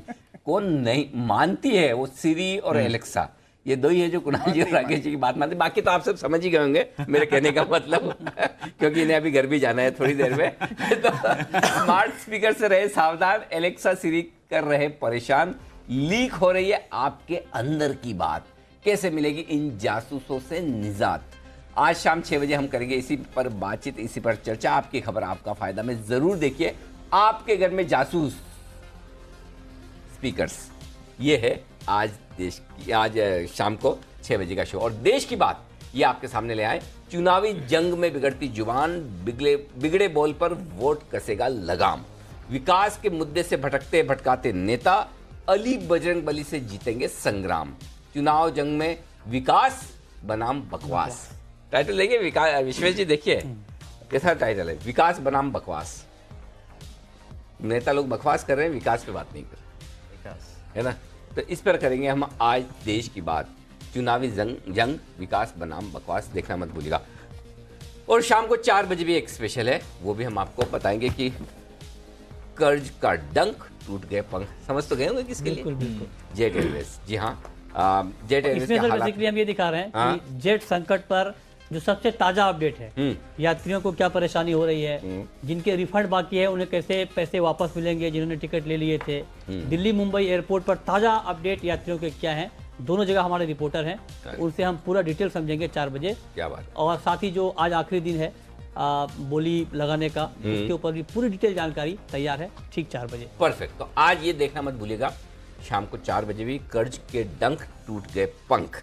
तो ये है आज आपके लिए एक और स्पेशल शो। आइए फाइनल क्लोजिंग दे दूं। 11,643 46 अंकों के फायदे के साथ निफ्टी ने की है समाप्ति। 150 अंक ऊपर बैंक निफ्टी बंद हुआ है 29,938 और 160 अंकों की मजबूती दिखी सेंसेक्स में 38,767। ये है लेवल आज की क्लोजिंग का। विदा लेने का वक्त है। कुणाल जी, राकेश, शुक्रिया आपका, और जैन साहब आपका भी बहुत बहुत धन्यवाद वक्त निकालने के लिए। विश्वेश जी, स्टूडियो में पधारने के लिए शुक्रिया। तो ये था हमारा आज का फाइनल ट्रेड। अजय जी, मृत्युंजय के पास इन लोगों को भी कुणाल जी, राकेश जी को रुकना चाहिए, क्योंकि बड़ी खबर आई है क्या, जिससे हम ओपन करने जा रहे हैं। एक मिनट रुकिए कुणाल जी। हाँ, कि अल नीनो आ गया है, ऐसा स्काईमेट कह रहा है। अच्छा, आ गया है? आ गया है मतलब अल नीनो आ गया मतलब सूखा? हाँ, मतलब कह रहा है कि अल नीनो आ गया है, यानी अब कम मानसून तो होगा ही होगा, ये दावा कर रहा है स्काईमेट। अच्छा, अभी उसने ऑफिशियली डिक्लेयर किया है कि अल नीनो दस्तक दे चुका है। अच्छा, ओके, तो डरना चाहिए मतलब अब तो मानसून का जो ऑफिशियल फोरकास्ट है सरकार का नेक्स्ट वीक आएगा। हाँ, तो आईएमडी का और देख लें। हाँ, आईएमडी का थोड़ा देखना पड़ेगा, लेकिन स्काईमेट तो कह रहा है कि कम ही बारिश होगी। दोनों में से कम सही किसका पड़ता है? दोनों बराबर हैं कम में। पिछली बार तो बोल चुके ना 93% बारिश होगी। 93% तो मान के दोनों का ट्रैक रिकॉर्ड बराबर के आसपास। समझ गया मैं, बस ज्यादा मत बताइए, मैं समझ गया। ठीक है, चलिए मौसम का अनुमान आपको पता ही, सबको पता है। तो आइए शुरुआत करते हैं कमोडिटी सुपरफास्ट की।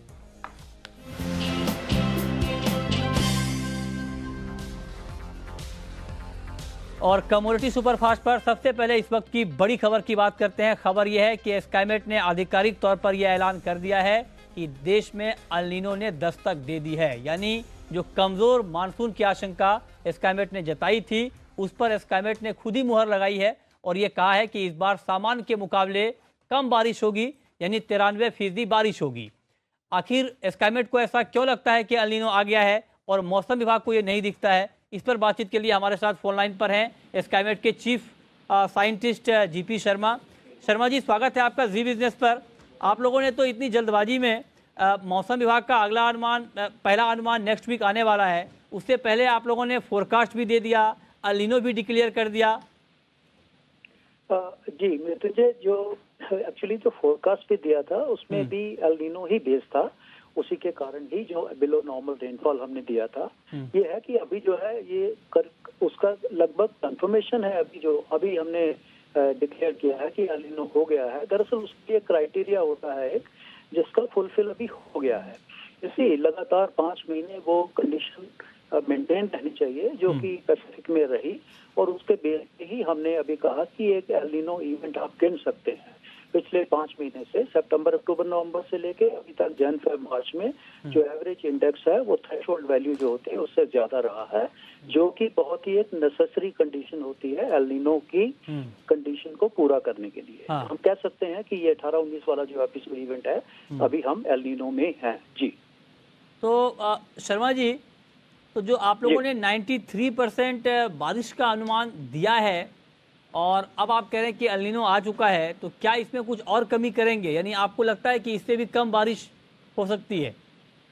देखिए मृत्युंजय, जो हमने तब भी जो फोरकास्ट दिया था उसमें भी हमने ऐसा ही प्रोजेक्शन दिखाया था जो एल नीनो का, और उसको ही बेस मान के चले थे कि एल नीनो के चलते ज्यादातर यही संभावना रहती है कि मानसून का रेनफॉल कम रहता है। कभी कभी तो ज्यादा ग्रोइंग इवेंट हो तो ड्राउट की तरफ जाता है, पर क्योंकि ये थोड़ा लगता है, ऐसा प्रतीत होता है कि थोड़ा कम होता, डिवॉल्विंग होगा, थोड़ा सा इसमें कमी आएगी मानसून के महीनों के दौरान, तो इसलिए इसमें हम बिलो नॉर्मल के लिए गए थे। उसके साथ साथ और भी फैक्टर हैं जिनको कि स्टडी किया गया था, और वही जो है प्रोजेक्शन अभी भी, दरअसल अगर हम देखें मार्च के महीने का और अप्रैल के महीने का प्रोजेक्शन, तो अभी तो अप्रैल का उससे भी ऐसे लग रहा है जैसे ज्यादा स्ट्रांग हो, जो कि हमने मार्च में देखा था। तो इसमें कोई कारण नहीं अभी ऐसा प्रतीत होता कि मानसून बहुत अच्छा जाएगा। हमारा अभी भी यही अनुमान है, संभावना है कि मानसून रेंज जो है वो नॉर्मल रहेंगी। बाकी जहां तक उसको दोबारा रिवाइज करने का है, हम जनरली उसकी जरूरत अगर पड़ती है तो हम मिड कोर्स करेक्शन देते हैं। मानसून के शुरुआत होने के लगभग जब आधा समय बीत जाता है तभी पर ऐसी तभी किया जाएगा अगर कोई प्रतीत होगा। एज ऑफ नाउ हमें लग रहा है कि हम अपने जो भी फोरकास्ट दिया है उस पर रहेंगे, 93% बिलो नॉर्मल। जी ठीक है, चलिए बहुत बहुत शुक्रिया जीपी शर्मा जी आपका इस खबर पर हमारे साथ जुड़ने के लिए। तो स्काईमेट ने यह ऐलान कर दिया है कि देश में अल नीनो, या फिर कहें कि इस मानसून सीजन में अल नीनो ने दस्तक दे दी है।